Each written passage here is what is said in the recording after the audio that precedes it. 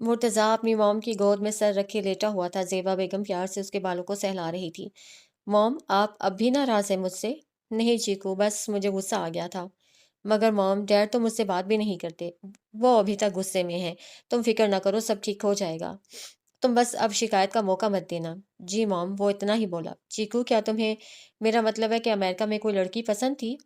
नहीं मॉम, ऐसी बात नहीं है। फिर माहम में क्या बुराई है? तुम माहम को पसंद क्यों नहीं करते? कोई बुराई नहीं है माहम में, बस आप लोगों ने ज़बरदस्ती करने की कोशिश की है मेरे साथ। मेरे अमेरिका से आते ही आप लोगों ने माहम माहम की रट लगा दी थी। अच्छा, फिर खुद क्यों कर ली तुमने माहम से शादी? ज़ेबा बेगम के चेहरे पर मुस्कुराहट फैल गई। वो बहुत बदतमीज़ लड़की है मॉम। मुझे उसने बिल्कुल ब्लैकमेल किया है। वो बिल्कुल इर्तिज़ा पर चली गई है। इर्तिज़ा और वो दोनों बेस्ट फ्रेंड जो हैं, इसलिए दोनों एक जैसे हैं, गुंडे, ब्लैकमेलर कहीं के। मुर्तज़ा ने दाँत पीस कर कहा। ज़ेबा बेगम मुस्कुराई। चलो, अब तुम अपने रूम में जाओ, रात बहुत हो गई है। जी मॉम, वो उठकर चला गया। मुर्तज़ा और माहम आज काफ़ी दिन बाद एक साथ रूम में थे। वैसे तो मुर्तज़ा खुद ही माहम के आने पर रूम से चला जाता था। रात को भी अपने रूम में नहीं आता था। गेस्ट रूम में सो जाता था, दिन को निकल जाता था, रात को वापस आता। आज उसकी मॉम को पता चल गया था कि वो गेस्ट रूम में सोता है, इसलिए रूम में आ गया। वो लैपटॉप पर कुछ टाइप कर रहा था, अपने काम में मसरूफ़ था। माहम सामने बेड पर बैठी थी, जबकि वो लैपटॉप गोद में रखे टाँगें सामने टेबल पर रखे अपने काम में मसरूफ़ था। माहम के हाथ में मोबाइल था। वो बज़ाहिर तो मोबाइल में मसरूफ़ थी, मगर असल में मुर्तज़ा को देख रही थी। जब उसका महबूब सामने था तो वो किसी और चीज़ को क्यों देखती? उसका दिल ही नहीं लग रहा था मोबाइल में। महबूब मुयस्सर हो तो बाकी हर चीज़ बेमायने लगती है, और फिर ख़ास तौर पर तब जब वही माहम मलिक हो। फिर तो किसी दूसरी चीज़ का गुमान भी क़यामत की निशानियों में से एक था। फिर उसने फ़ोन साइड पर रख दिया, अब साथ से दूसरा तकिया उठाकर गोद में रखा। उस पर दाएँ हाथ की कोहनी टिकाकर हथेली को ठोड़ी पर जमा लिया। कुछ देर बाद मुर्तज़ा को महसूस हुआ तो उसने एक नज़र ऊपर देखा, वो उसे ही देख रही थी। मुर्तज़ा ने इग्नोर कर दिया, मगर वो हनूज़ उसी पोज़ीशन में रही। अब कि उसके लिए काम करना मुश्किल हो गया था। मुर्तज़ा ने फिर ऊपर देखा, अब अपने बाईं अब्रू को हल्का-सा ऊपर उठाकर पूछना चाहा कि क्या मसला है? मगर उस लड़की पर शायद कोई असर नहीं होता था। वो पता नहीं किस दुनिया में चली गई थी। मुर्तज़ा ने लैपटॉप टेबल पर रखा, खुद उठकर उसके सामने बेड पर आया, माहम के सामने बैठा। वो अभी तक पहली वाली पोज़ीशन में बैठी थी। मुर्तज़ा को हैरानगी हुई। उसने माहम के सामने हाथ हिलाया। वो होश में लौटी। हाँ, क्या हुआ? वो जल्दी से बोली। मुर्तज़ा को सामने बैठा देखकर उसे अपनी बेइख्तियारी पर गुस्सा आया। मुर्तज़ा उसी को देख रहा था। वही तो मैं पूछ रहा हूँ, तुम्हें क्या हुआ है? मुझे? मुझे तो कुछ नहीं हुआ। वो शर्मिंदा हुई। तो फिर मुझे क्यों कब से ताड़ रही हो? कब से घूर रही हो मुझे?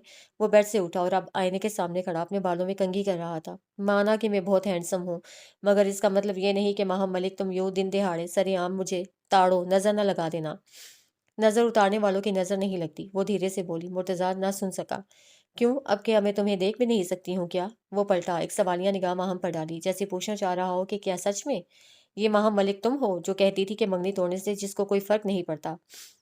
मेरे पास तुम्हें देखने का, ताड़ने का, घूरने का पूरा हक है। या दूसरे लफ्ज़ों में कहूँ तो मेरे पास लाइसेंस है मिस्टर मुर्तज़ा उल हसन बुखारी, मेरे नखरीले 13 दिन और 4 घंटों के शौहर। वो मुर्तज़ा के सामने आते हुए उसकी भूरी आँखों में देखकर बोली। मुर्तज़ा महज़ूज़ हुआ। ओह! अच्छा, सीरियसली मोहम्मद मलिक? और तुम्हें ये हक किसने दिया है? मेरी बदतमीज़ 13 दिन, 4 घंटों और 5 सेकंड की बीवी। वो भी थोड़ा माहम के करीब हुआ।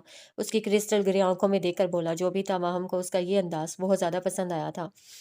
तुम्हारे 3 दफ़ा कबूल है, कबूल है, कबूल है के अल्फ़ाज़ ने। उसकी आँख में बेइंतहा चमक थी उस वक़्त। मुर्तज़ा को वो वक़्त याद आया किस तरह इस लड़की ने उसे ट्रैप किया था। उसे माहम की आँखों की चमक इस वक़्त सख्त ज़हर लगी थी। मगर मैं तो तुम्हें कोई हक़ नहीं देता माहम मलिक। वो इस वक़्त उसे मज़ीद कोई सख्त बात नहीं कहना चाहता था। आज काफ़ी दिन बाद मुर्तज़ा ने उसके चेहरे पर रौनक देखी थी। वो अब मज़ीद मुर्तज़ा के करीब आई, मुर्तज़ा के बालों को शरारत से बखेरा। तुमने तो मुझे मुँह दिखाई भी नहीं दी, मुर्तज़ा उल हसन बुखारी। मुर्तज़ा पीछे पीछे पीछे हुआ। हटो पीछे, बदतमीज़ बीवी, सारे मेरे बाल ख़राब कर दिए। वो अब फिर से आईने के सामने खड़ा बाल सुलझा रहा था। वैसे मुर्तज़ा, तुम कितने नखरे करते हो, बिल्कुल लड़कियों की तरह। अंकल ठीक कहते हैं तुम्हें नखरीला साहबज़ादा। नहीं करता मैं नखरे, अब बंदा अपना ख़्याल भी ना रखे क्या? वो अब फिर से आकर सोफ़े पर बैठकर लैपटॉप खोलने लगा। और वैसे भी मैं तुम्हारी तरह नहीं हूँ। मुर्तज़ा मुँह ही मुँह में बुड़बुड़ाया, मगर माहम सुन चुकी थी। माहम को तो सदमा हुआ। क्या? क्या कहा तुमने? वो मुर्तज़ा के सर पर आकर खड़ी हो गई। क्यों? बहरी हो क्या? गंदी? कान साफ़ नहीं करती हो क्या? वो अब लैपटॉप पर कुछ टाइप करते हुए बोला। लहज़ा साफ मज़ाक उड़ाने वाला था। माहम सोफ़े पर उसके पास बैठी। गुस्से में लैपटॉप छीन कर बंद किया। तुम्हारे कहने का मतलब है कि मैं गंदी हूँ? मैं शॉवर नहीं नहीं लेती हूँ क्या? माहम की शक्ल देखकर मुर्तज़ा को बहुत मज़ा आ रहा था। मुर्तज़ा ने अपना रुख़ उसकी तरफ किया। हाँ, बिल्कुल मेरी बदतमीज़ बीवी, मैंने कभी भी तुम्हें शॉवर लेते हुए नहीं देखा। ایسی ایسی کوئی بات نہیں ہے، میں روز شاور لیتی ہوں۔ اچھا، کتنی بار؟ ماہم: ایک بار۔ صرف ایک بار؟ بہت گندی ہو تم۔ ماہم: میں تو دن میں 3 بار شاور لیتا ہوں، مجھے اتنی گندی بیوی نہیں چاہیے۔ مرتضی اب اس کے پاس سے اٹھتے ہوئے بولا، ایسے ظاہر کیا جیسے ماہم کے پاس سے بدبو آ رہی ہے۔ ماہم کو بہت زیادہ شرمندگی محسوس ہوئی، اسے سچ میں ایسا ہی لگا کہ وہ ٹھیک کہہ رہا تھا۔ وہ اب لیپ ٹاپ اٹھا کر بیڈ پر بیٹھ گیا، کھول کر کام کرنے لگا، لبوں پر مسکراہٹ پھیل گئی۔ ماہم دیکھ نہ سکی، پھر اٹھ کر اپنے کپڑے لے کر واش روم میں چلی گئی۔ اس کا ارادہ اب شاور لینے کا تھا۔ ماہم نے زور سے واش روم کا دروازہ بند کیا۔ مرتضیٰ مسکرایا، بے وقوف لڑکی نہ ہو تو وہ اپنے کام میں مصروف ہو گیا۔ ارتضیٰ کی آنکھ صبح آنکھ کھلی تو وہ یونیورسٹی کے لیے تیار ہو چکی تھی۔ اب بس ٹیچنگ گاؤن صوفے پر سے اٹھا رہی تھی۔ گاؤن اٹھا کر بیگ اٹھا کر باہر جانے لگی تو ارتضیٰ بولا، کہاں جا رہی ہیں آپ؟ یونیورسٹی۔ وہ جانے کے لیے پلٹی۔ بات سنیے پروفیسر صاحبہ۔ بولو، کیا مسئلہ ہے؟ وہ پلٹی۔ ارتضیٰ اٹھ کر بیٹھا۔ آپ چلیں ناشتہ کریں، پھر ایک ساتھ یونیورسٹی جائیں گے ہم۔ وہ اپنی بات سنا کر اٹھ کر واش روم میں چلا گیا۔ وہ بھی نیچے چلی گئی۔ ارتضیٰ تقریباً آدھے گھنٹے بعد نیچے آیا تو اسے مشال کہیں نظر نہ آئی۔ باقی سبھی ناشتے پر تھے۔ سربراہی کرسی پر نعیم بخاری، دائیں طرف زیبا بیگم اور ان کے ساتھ ماہم بیٹھی تھی، جبکہ بائیں طرف مرتضیٰ تھا پہلی کرسی پر۔ ارتضیٰ بھی آ کر مرتضیٰ کے ساتھ بیٹھ گیا۔ نگاہیں آگے پیچھے پھیری مگر وہ نظر نہیں آئی۔ وہ یونیورسٹی چلی گئی ہے۔ جواب نعیم صاحب کی طرف سے آیا۔ کس کے ساتھ؟ ارتضیٰ کو غصہ آیا۔ ڈرائیور کے ساتھ۔ پھر سے جواب آیا۔ میں کیا مر گیا تھا جو میری بیوی اب ڈرائیوروں کے ساتھ جائے گی؟ اس کی آواز اونچی ہوئی۔ سب حیران ہو کر رہ گئے۔ ارتضیٰ بیٹا، اس میں اتنا غصہ کرنے والی کیا بات ہے؟ زیبا بیگم نے پیار سے سمجھانا چاہا۔ اتنے میں نعیم صاحب بولے، تم نالائق سے شادی جو ہو گئی ہے اس کی، تمہارا اثر ہو گیا ہے اس پر، اسی لیے یونیورسٹی سے لیٹ ہو گئی ہے۔ اس کی پہلی کلاس ہے، اسی لیے ناشتہ کیے بغیر ہی چلی گئی ہے۔ تو کیا ہوا؟ میں لے جاتا خود اپنی بیوی کو، آپ نے کیوں ڈرائیور کے ساتھ بھیجا؟ اس کا غصہ کسی صورت بھی کم ہونے کا نام نہیں لے رہا تھا۔ بیوی کا زیادہ خیال ہے تمہیں؟ تمہاری ماں بھی تو ڈرائیور کے ساتھ ہی روز آتی جاتی ہے۔ تو ڈیڈ، اب میری ماں آپ کی بیوی ہے، آپ کی ذمہ داری ہے، میری ذمہ داری میری بیوی ہے۔ نعیم بخاری کو بہت حیرانگی ہوئی، وہ لاجواب ہو گئی۔ ماہم اس ساری صورتحال سے لطف اندوز ہو رہی تھی، دل ہی دل میں ارتضیٰ کو داد دے رہی تھی، کاش مرتضیٰ بھی اس کے لیے اتنا ہی پوزیسو ہوتا۔ تو ارتضیٰ، کیا تمہارا کوئی فرض نہیں بنتا کہ تم اپنی موم کا خیال رکھو؟ مرتضیٰ نے پوچھا۔ بنتا ہے میرا فرض، مگر میرے اور میری بیوی کے معاملے میں کوئی نہیں بولے گا۔ وہ اتنا کہہ کر بنا ناشتہ کیے نکل گیا۔ پیچھے سب حیران رہ گئے۔ مشال آج لیٹ ہو گئی تھی۔ اس نے ڈرائیور کو گاڑی تیز چلانے کا کہا، گاڑی میں ہی گاؤن پہن لیا۔ گاڑی یونی کے پارکنگ ایریا میں رکی، وہ جلدی سے اتری۔ کلاس اسٹارٹ ہونے میں بس 5 منٹ باقی تھے۔ وہ تیز رفتاری سے چلنے لگی۔ کلاس روم میں 1 منٹ لیٹ پہنچی۔ آگے سب اسٹوڈنٹس بیٹھے تھے۔ ارتضیٰ الحسن بخاری غصے میں گھر سے نکلا۔ ڈرائیو کے دوران ڈرائیور کو فون کیا، مگر تب تک وہ یونی پہنچ چکے تھے۔ جب یونی آیا تو مشال کلاس لے رہی تھی۔ پہلے اس کا دل کیا کہ جا کر کلاس ختم کروا دے، پھر مشال کا سوچ کر اس کے آفس میں آ گیا۔ غصے میں چکر لگانے لگا۔ وہ کافی دیر ٹہلتا رہا۔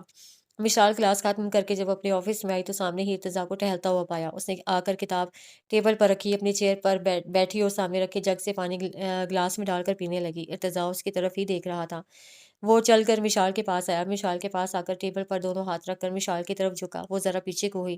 میں نے کیا کہا تھا آپ سے؟ وہ غصے میں مگر دھیمی آواز میں لفظ چبا چبا کر بولا۔ مشال نے اس کی آنکھوں میں دیکھا، جہاں اس وقت اسے اپنے لیے صاف غصہ نظر آ رہا تھا۔ کیا کیا کہا تھا؟ مشال کو سمجھ نہیں آئی وہ کیا کہہ رہا ہے۔ اسے مزید غصہ آیا۔ اب اسے ارتضیٰ کی بات تک یاد نہیں تھی، اور یہ چیز ارتضیٰ کو گوارا نہیں تھی کہ خاص طور پر وہ انسان جس کو وہ سب سے زیادہ چاہتا ہے وہی اس سے بھول جائے۔ وہ غصے میں ابھی بھی مشال کی کالی آنکھوں میں دیکھ رہا تھا۔ مشال کو اس کی بھوری آنکھوں میں نظر آنے والا غصہ ڈرا رہا تھا، مگر وہ ارتضیٰ سے ڈرنا نہیں چاہتی تھی۔ پھر اپنی چیئر کو پیچھے کیا، ارادہ وہاں سے اٹھنے کا تھا، مگر اب ارتضیٰ نے اس کی چیئر کے دونوں طرف ہاتھ جما لیے۔ ابھی میری بات مکمل نہیں ہوئی پروفیسر صاحبہ، میری بات کا جواب دیں آپ۔ کیا کہا تھا میں نے؟ مشال نے زور سے ارتضیٰ کو پیچھے دھکا دیا۔ پیچھے ہٹو اور تمیز سے بات کرو، یہ یونیورسٹی ہے، تمہارا گھر نہیں ہے ارتضیٰ الحسن بخاری۔ ارتضیٰ پیچھے ہوا، غصے میں اس کا ٹھوڑی کا گڑھا مزید گہرا ہوا، اور یہاں ارتضیٰ الحسن بخاری نرم پڑ جایا کرتا تھا، اب بھی ایسا ہی ہوا تھا۔ جی بالکل پروفیسر صاحبہ، آپ ٹھیک کہہ رہی ہیں۔ یہ میرا مطلب ہمارا گھر کا ذاتی مسئلہ ہے، اس پر گھر جا کر تفصیل سے بات کریں گے۔ پھر وہ سامنے رکھی چیئر پر بیٹھ گیا۔ کھڑی کیوں ہیں آپ؟ بیٹھ جائیے، میرے لیے ناشتہ منگوائیے، آپ کے چکر میں نے ناشتہ بھی نہیں کر کے آیا۔ ویسے ناشتہ تو آپ نے بھی نہیں کیا۔ مشال بھی بیٹھ گئی، پھر سامنے رکھی کتاب کھول لی۔ ارتضیٰ نے خود ہی ناشتہ آرڈر کر دیا۔ وہ اسی طرح کتاب پر جھکی رہی، دل میں ارتضیٰ کو کوس رہی تھی۔ اسے پتا تھا کہ یہ انسان کتنا ڈھیٹ ہے، اسی لیے اس نے جانے کا نہیں کہا۔ इर्तिज़ा उसके चेहरे के तासुरात देखता रहा, चेहरा गुस्से से सुर्ख हो चुका था। थोड़ी देर बाद नाश्ता आ गया। नाश्ता कर ले आप प्रोफ़ेसर साहिबा, फिर आपने अगली हमारी क्लास लेनी है और मुझे बर्दाश्त करने के लिए आपको अच्छी-खासी ताकत की ज़रूरत है। विशाल को समझ आ गई थी कि अब वो अगली क्लास में उसे कितना तंग करने वाला है, इसलिए वो चुपचाप नाश्ता करने लगी। नाश्ते के बाद वो चला गया और फिर क्लास में इर्तिज़ा ने विशाल को सुकून से लेक्चर नहीं लेने दिया। लेक्चर के दौरान बार-बार उसे रोककर सवाल पूछता, "ये एक्सप्लेन करें आप। आपने ये नहीं बताया, वो नहीं बताया।"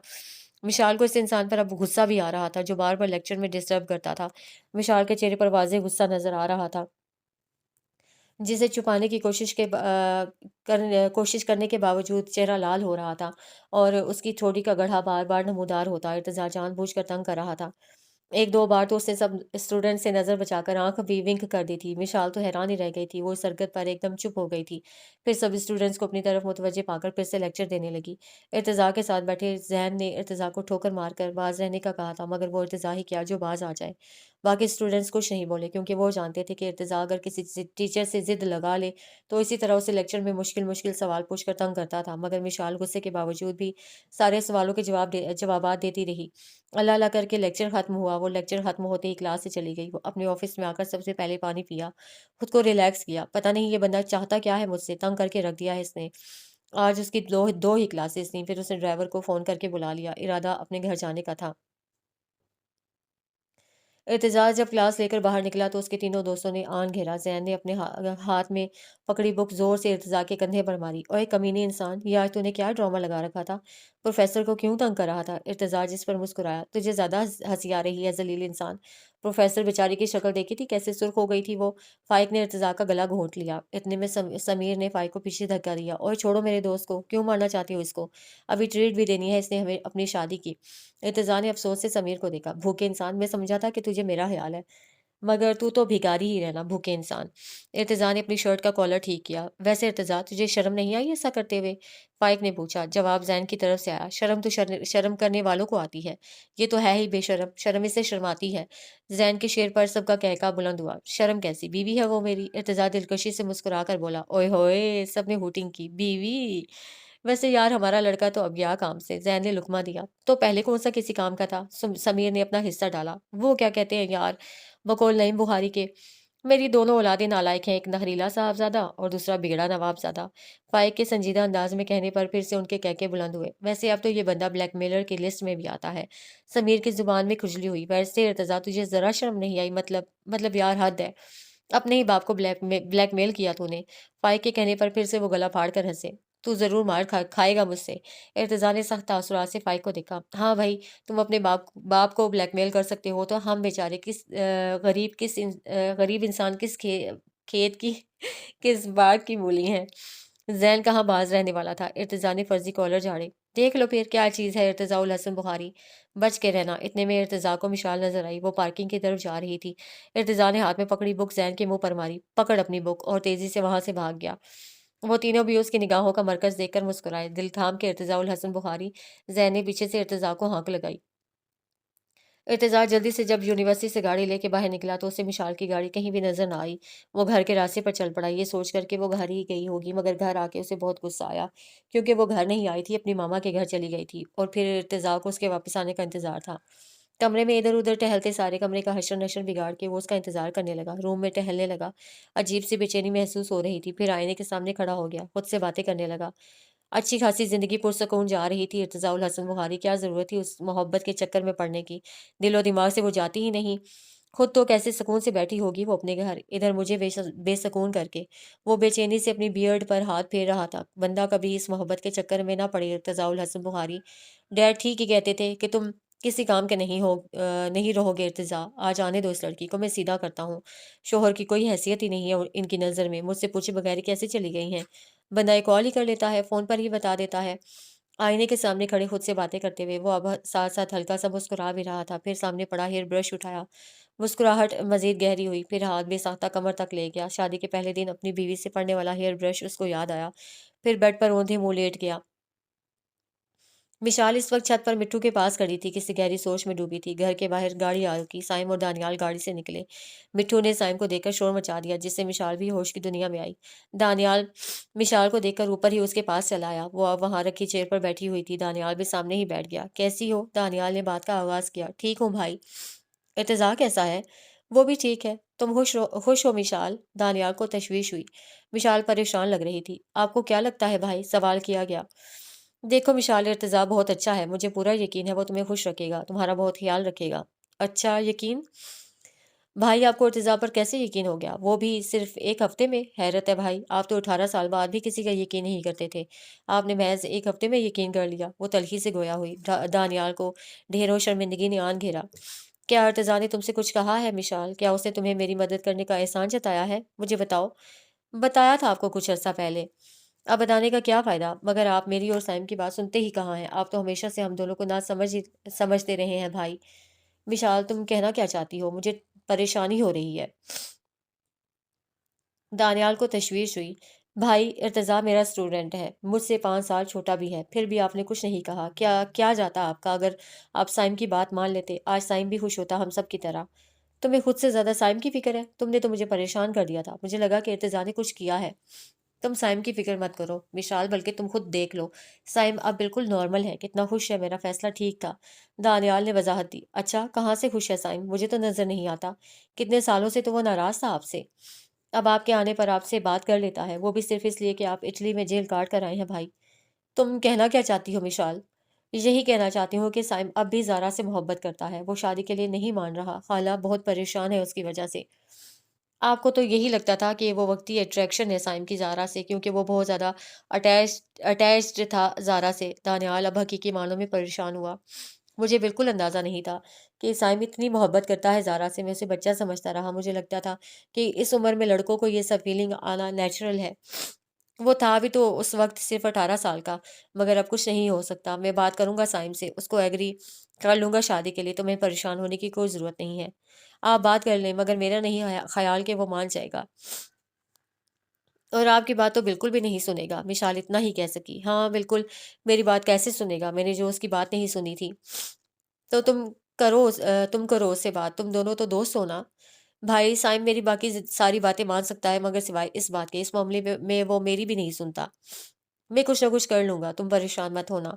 दानियाल ने विशाल को तसल्ली देना चाहिए। चलो, मैं इर्तिजा को कॉल करके बुला लेता हूँ, फिर कहीं बाहर चलते हैं, तुम्हारा मूड भी ठीक हो जाएगा। दानियाल ने फोन पॉकेट से निकालते हुए कहा। नहीं भाई, रहने दे, काफी देर हो गई है, आप मुझे घर छोड़ें। ओके आओ। वो दोनों नीचे चले गए।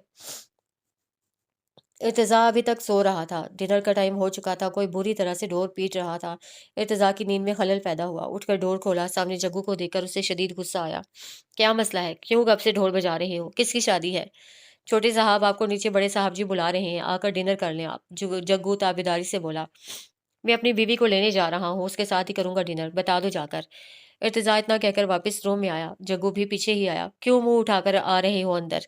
ये एक शादीशुदा इंसान का रूम है, तमीज ही नहीं है जरा भी, सिंगल इंसान। जग्गू इर्तिजा की बात पर मुस्कुराया। क्योंकि क्योंकि इस शादीशुदा इंसान की बीवी नीचे डिनर कर रही है। जग्गू इतना कहकर चला गया। इर्तिजा मुस्कुराया। पहली बार इस इंसान ने कोई काम की खबर दी है। फिर वॉशरूम में चला गया। अपना हुलिया ठीक करके नीचे आया। सबसे पहली नजर उस पर पड़ी। वो माँ हमसे बातें कर रही थी, साथ साथ डिनर कर रही थी। इर्तिजा उसके सामने आकर बैठ गया। कहाँ थे? कब से बुला रहा हूँ तुम्हें, नईम बुखारी ने पूछा।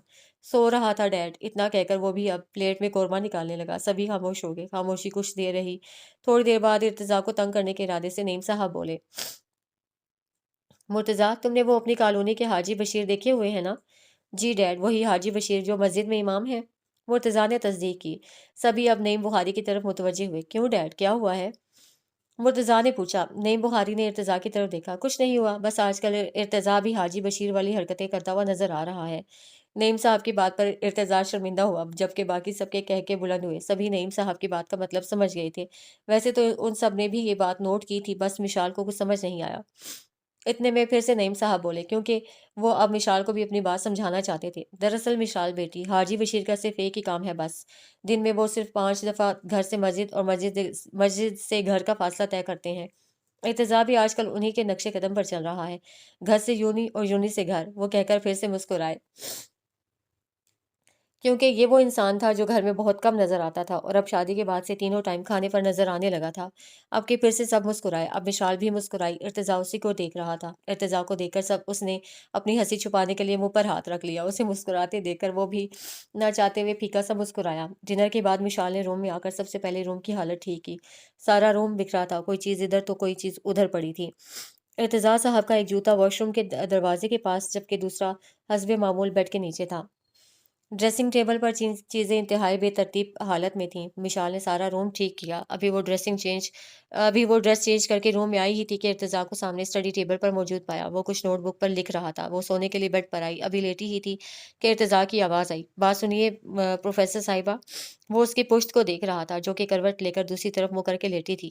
مشال کچھ دیر خاموش رہی، پھر بولی، بولو کیا مسئلہ ہے؟ قدرے دھیمی آواز آئی، آج آپ اپنے گھر گئی تھی، مجھ سے پوچھا ہی نہیں آپ نے؟ وہ نوٹ بک پر کچھ لکھتے ہوئے بولا۔ ارتضیٰ کی بات پر اس نے کروٹ بدلی۔ ارتضیٰ کو غصے سے دیکھا، اور تمہیں یہ خوش فہمی کیوں ہے کہ میں تم سے پوچھ کر ہر کام کروں گی؟ خوش فہمی کی بات نہیں ہے پروفیسر صاحبہ، میں آپ کا شوہر ہوں اور اس رشتے سے آپ کو مجھ سے اجازت چلو نہ صحیح مگر کم سے کم بتا کر جانا چاہیے تھا۔ مشال بیڈ سے اٹھ کر بیٹھی۔ اچھا تو شوہر صاحب آپ مہربانی کر کے اپنا فون آن رکھا کریں تاکہ آپ کی بیوی آپ سے اجازت نامہ لے سکے۔ وہ اب پوری توجہ سے مشال کو دیکھ کر اس کی بات سن رہا تھا۔ وہ اتنا کہہ کر پھر سے کروٹ دوسری طرف لے کر سو گئی۔ وہ مسکرایا، مطلب اس نے ارتضیٰ کو کال کی تھی۔ ارتضیٰ کو خوشی ہوئی، پھر موبائل پاکٹ سے نکال کر آن کیا۔ سچ میں اس نے ایک دفعہ ارتضیٰ کو کال کی تھی۔ پھر سے مشال کو مخاطب کیا، بات سنیں پروفیسر صاحبہ، بولو اب کیا مسئلہ ہے؟ نیند میں ڈوبی ہوئی آواز آئی، ادھر دیکھیے میری طرف۔ ارتضیٰ کے کہنے پر وہ اب اٹھ بیٹھی، رخ ارتضیٰ کی طرف موڑا۔ آپ کو میں نے صبح کیا کہا تھا؟ مجھے یاد نہیں۔ وہ دوپٹہ لے کر بیڈ سے اٹھی، آئینے کے سامنے آئی، چیزوں کو پھر سے ترتیب سے رکھنے لگی۔ اس سوال پر اسے صبح والا ارتضیٰ کا غصہ یاد آیا۔ وہ تھوڑا ڈر بھی رہی تھی۔ وہ اپنی جگہ سے اٹھ کر اس کے پاس آیا۔ آپ کو یاد ہونا چاہیے تھا، وہ سنجیدگی سے گویا ہوا۔ مجھے بالکل بھی پسند نہیں ہے کہ آپ میری باتوں کو یوں بھول جائیں۔ اب مشال کو لگا کہ وہ غصے میں ہے۔ اس نے سامنے رکھا ہیئر برش اٹھایا، ارتضیٰ کی طرف پلٹی۔ خبردار، اگر مجھ پر روب ڈالنے کی کوشش کی تو مجھ سے برا کوئی نہیں ہوگا ارتضیٰ الحسن بخاری۔ وہ ہیئر برش اس کو ایسے دکھا رہی تھی جیسے ہاتھ میں پسٹل ہو۔ ارتضیٰ مسکرایا، اچھا اچھا ٹھیک ہے پروفیسر صاحبہ۔ ارتضیٰ نے ہاتھ اوپر اٹھا لیے۔ اور ہاں، تم نے مجھ سے پرومس کیا تھا کہ جب تک یہ سیمسٹر ختم نہیں ہو جاتا تب تک تم یونی میں کسی کو بھی نہیں بتاؤ گے کہ ہماری شادی ہو چکی ہے اور میں یونی ڈرائیور کے ساتھ ہی جاؤں گی۔ تمہارے ساتھ جا کر میں کوئی تماشا نہیں بنانا چاہتی۔ اوکے، جیسے آپ کی مرضی، مگر پلیز یہ ہیئر برش رکھ دیں، آپ زور سے لگتا ہے بہت۔ ارتضیٰ نے ہیئر برش اس کے ہاتھ سے لے کر رکھ دیا۔ وہ ارتضیٰ پر ایک نگاہ ڈال کر پھر سے بیڈ پر لیٹ گئی، پھر سے کمفرٹر اوڑھ لیا۔ ارتضیٰ نے پھر سے جا کر اپنی پہلی والی پوزیشن سنبھال لی۔ تھوڑی دیر خاموشی رہی، پھر سے ارتضیٰ نے کچھ شرارت سوچی۔ مشال کو مخاطب کیا، آپ جاگ رہی ہیں یا سو گئی ہیں؟ ایک بات کرنی تھی آپ سے پروفیسر صاحبہ، مگر وہ کچھ نہیں بولی، اسے نیند آ رہی تھی۔ بات سنیں پروفیسر صاحبہ۔ مشال کو بہت غصہ آیا جو اس کی نیند خراب کر رہا تھا۔ بولو کیا مسئلہ ہے؟ وہ اکتاہٹ سے گویا ہوئی، میں ہنی مون پر جانا چاہتا ہوں مگر میں تمہارے ساتھ نہیں جانا چاہتی۔ وہ اب غصے سے کمفرٹر پھینک کر اٹھی، غصے میں بولی، تو میں نے کب کہا کہ میں آپ کے ساتھ جاؤں گا؟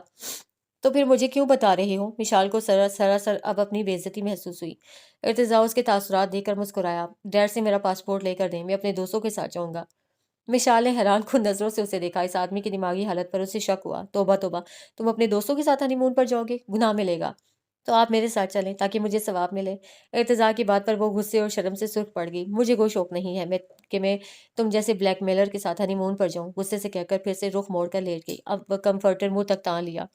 تھوڑی دیر بعد پھر سے ارتضیٰ کی آواز آئی، پھر ڈیڈ سے میرا پاسپورٹ لے کر دے رہی ہیں یا نہیں؟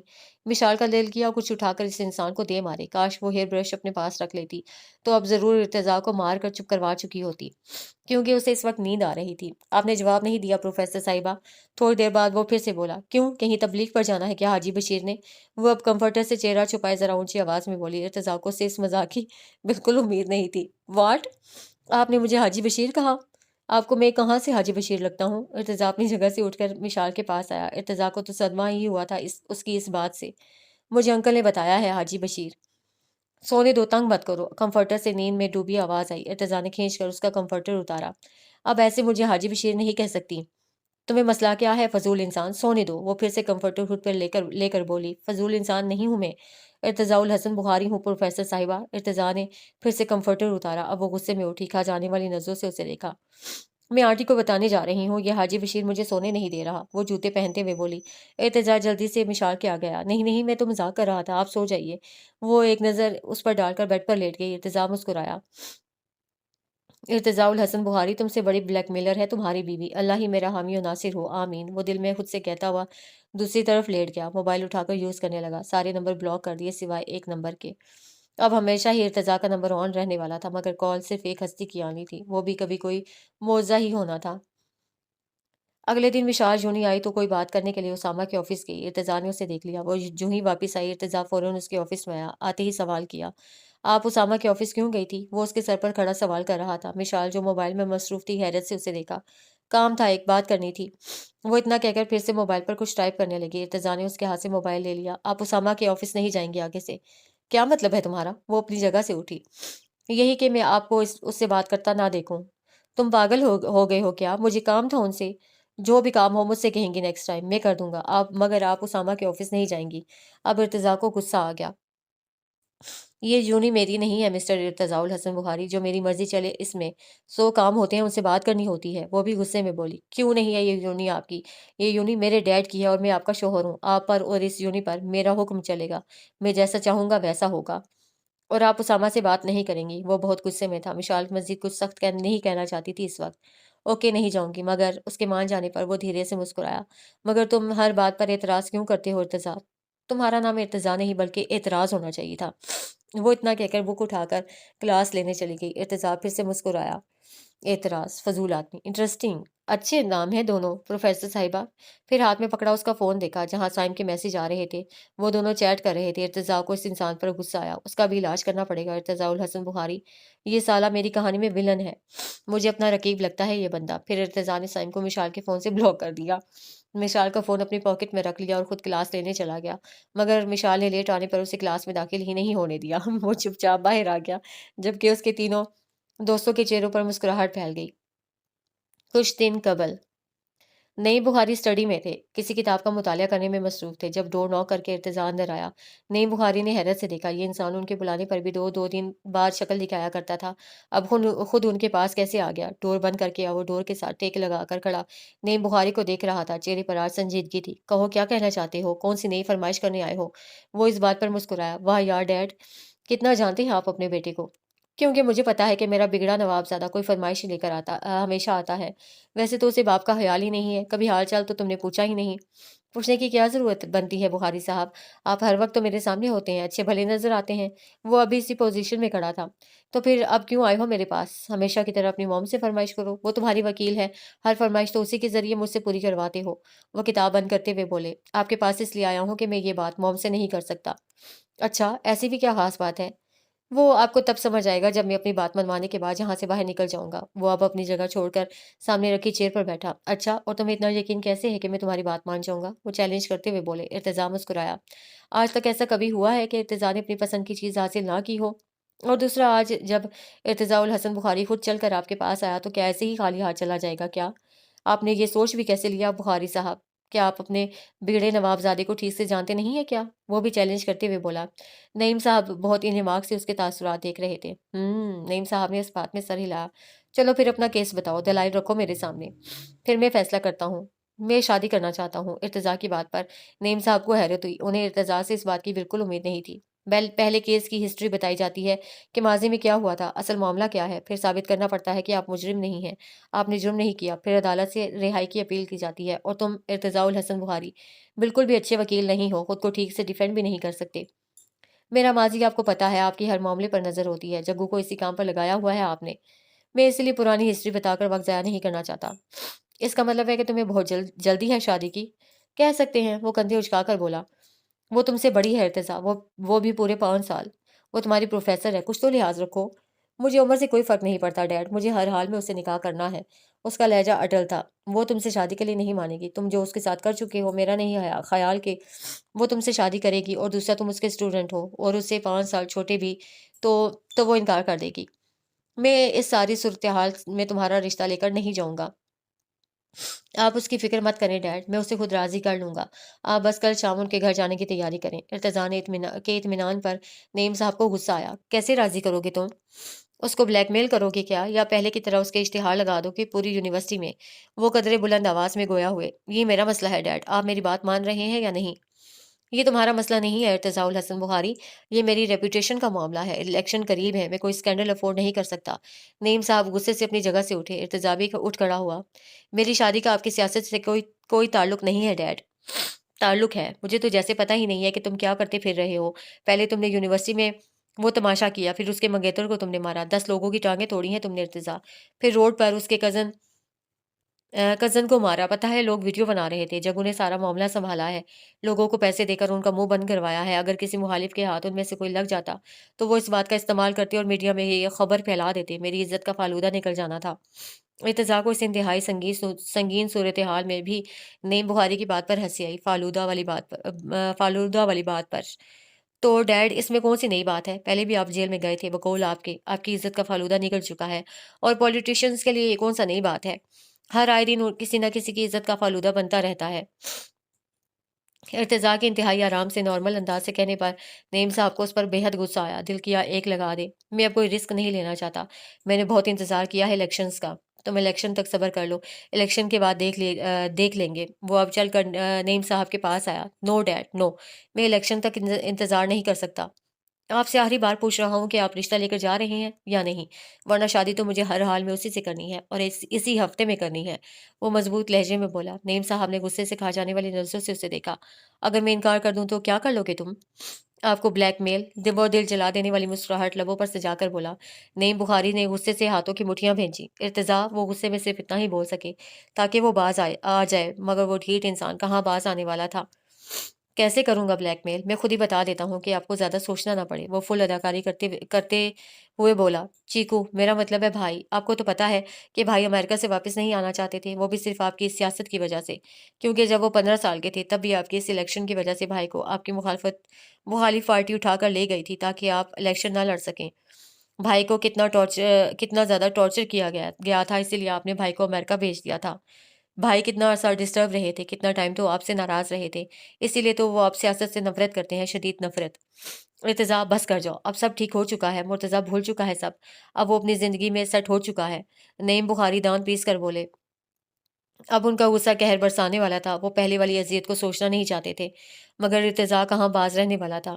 تو کیا ہوا؟ میں ایکسپیکٹ کر سکتا ہوں پھر سے سب اچھی خاصی چیزوں کو خراب کرنا، لوگوں کے سکون کو بے سکونی میں بدلنا ارتضاء الحسن بخاری کا پسندیدہ کام ہے۔ اور ہاں، ایک اور ہتھیار بھی ہے میرے پاس، آپ کی شوگر ملز۔ آپ پر ماضی میں الزام لگ چکا ہے اس حوالے سے، یہ ملز آپ نے عوام کے پیسے پر ڈاکہ مارا ہے، آپ نے کرپشن کی ہے، بلکہ نہ صرف آپ، اس ملک کے ہر سیاستدان کے پاس ہی شوگر ملز ہیں۔ آخر ایسا کیوں ہے؟ آخر کبھی آپ نے سوچا ہے کیا ہر سیاستدان شوگر ملز کا مالک کیوں ہے؟ پتہ ہے کیوں؟ کیونکہ آپ سب کرپٹ ہیں۔ ارتضا رک جاؤ، تم بھی جانتے ہو کہ یہ ملز تمہارے دادا جی کی تھی۔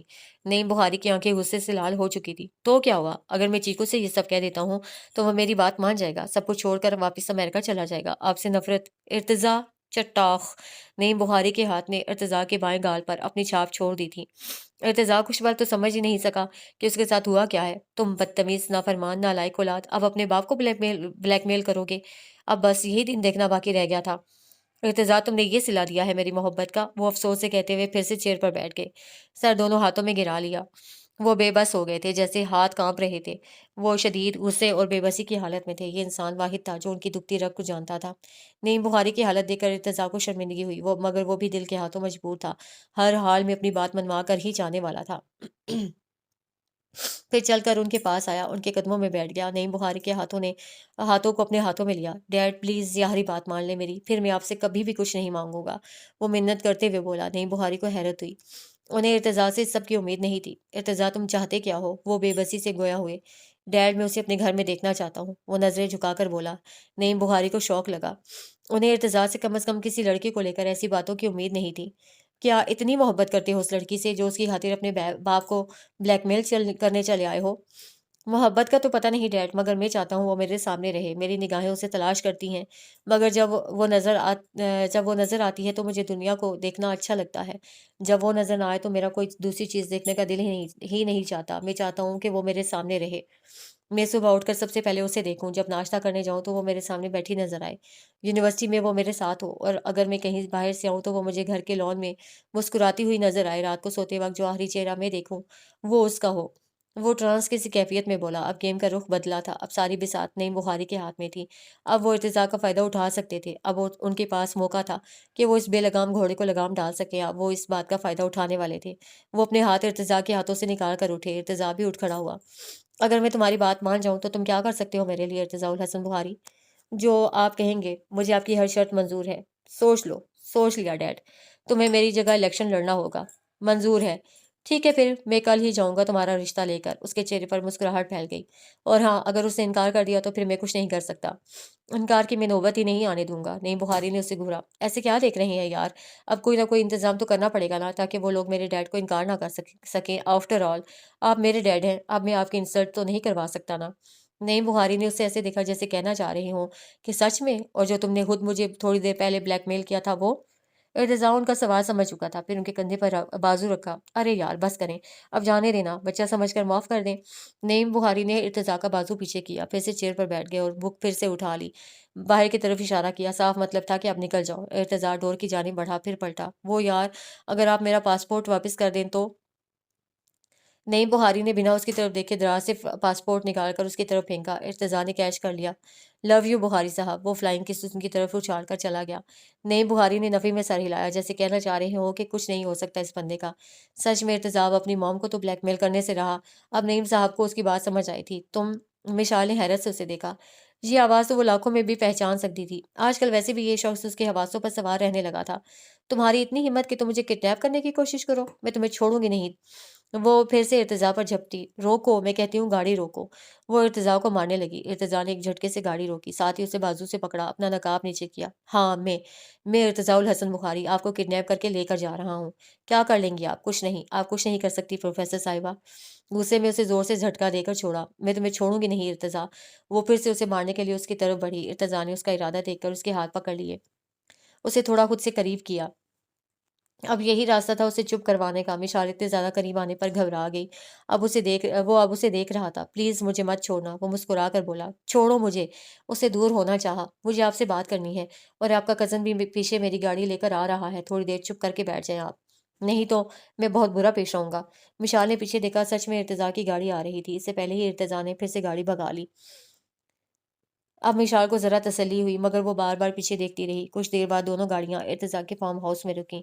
ارتضیٰ گاڑی سے نکلا۔ سائم غصے میں ارتضیٰ کی طرف بڑھا، مگر ارتضیٰ کے آدمیوں نے اسے پکڑ کر اس پر بندوق تان لی۔ ارتضیٰ سائم کے پاس آیا، اس کے کان میں پہلا والا جملہ دہرایا جو اس نے کچھ دن پہلے سائم کے کان میں کہا تھا، جب مشال نے کہا تھا سوری، سائم کو سوری بولو۔ سوری صالح صاحب۔ اس کا گال تھپ تھپا کر اندر چلا گیا۔ مشال نے بھی اس کے قدموں کی پیروی کی۔ وہ لاؤنج میں آ کر صوفے پر بیٹھ گیا۔ مشال اس کے بالکل سامنے آئی۔ سائم کو بھی وہاں لایا گیا۔ ارتضیٰ نے سب کو جانے کا اشارہ کیا۔ سب ملازم اب جا چکے تھے، صرف وہ تینوں تھے۔ تم چاہتے کیا ہو؟ کیوں کر رہے ہو یہ سب؟ مشال بولی۔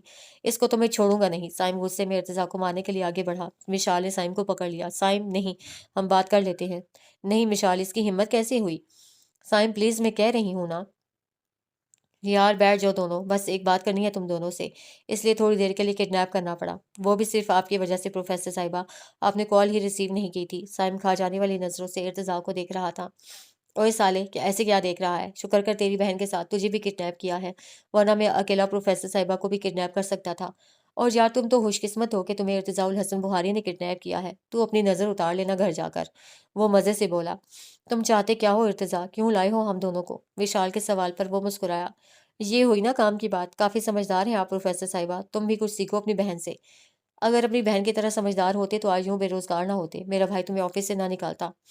چلو چھوڑو، یہ تمہارا ماہم اور مرتضیٰ کا ذاتی معاملہ ہے، مٹی ڈالو۔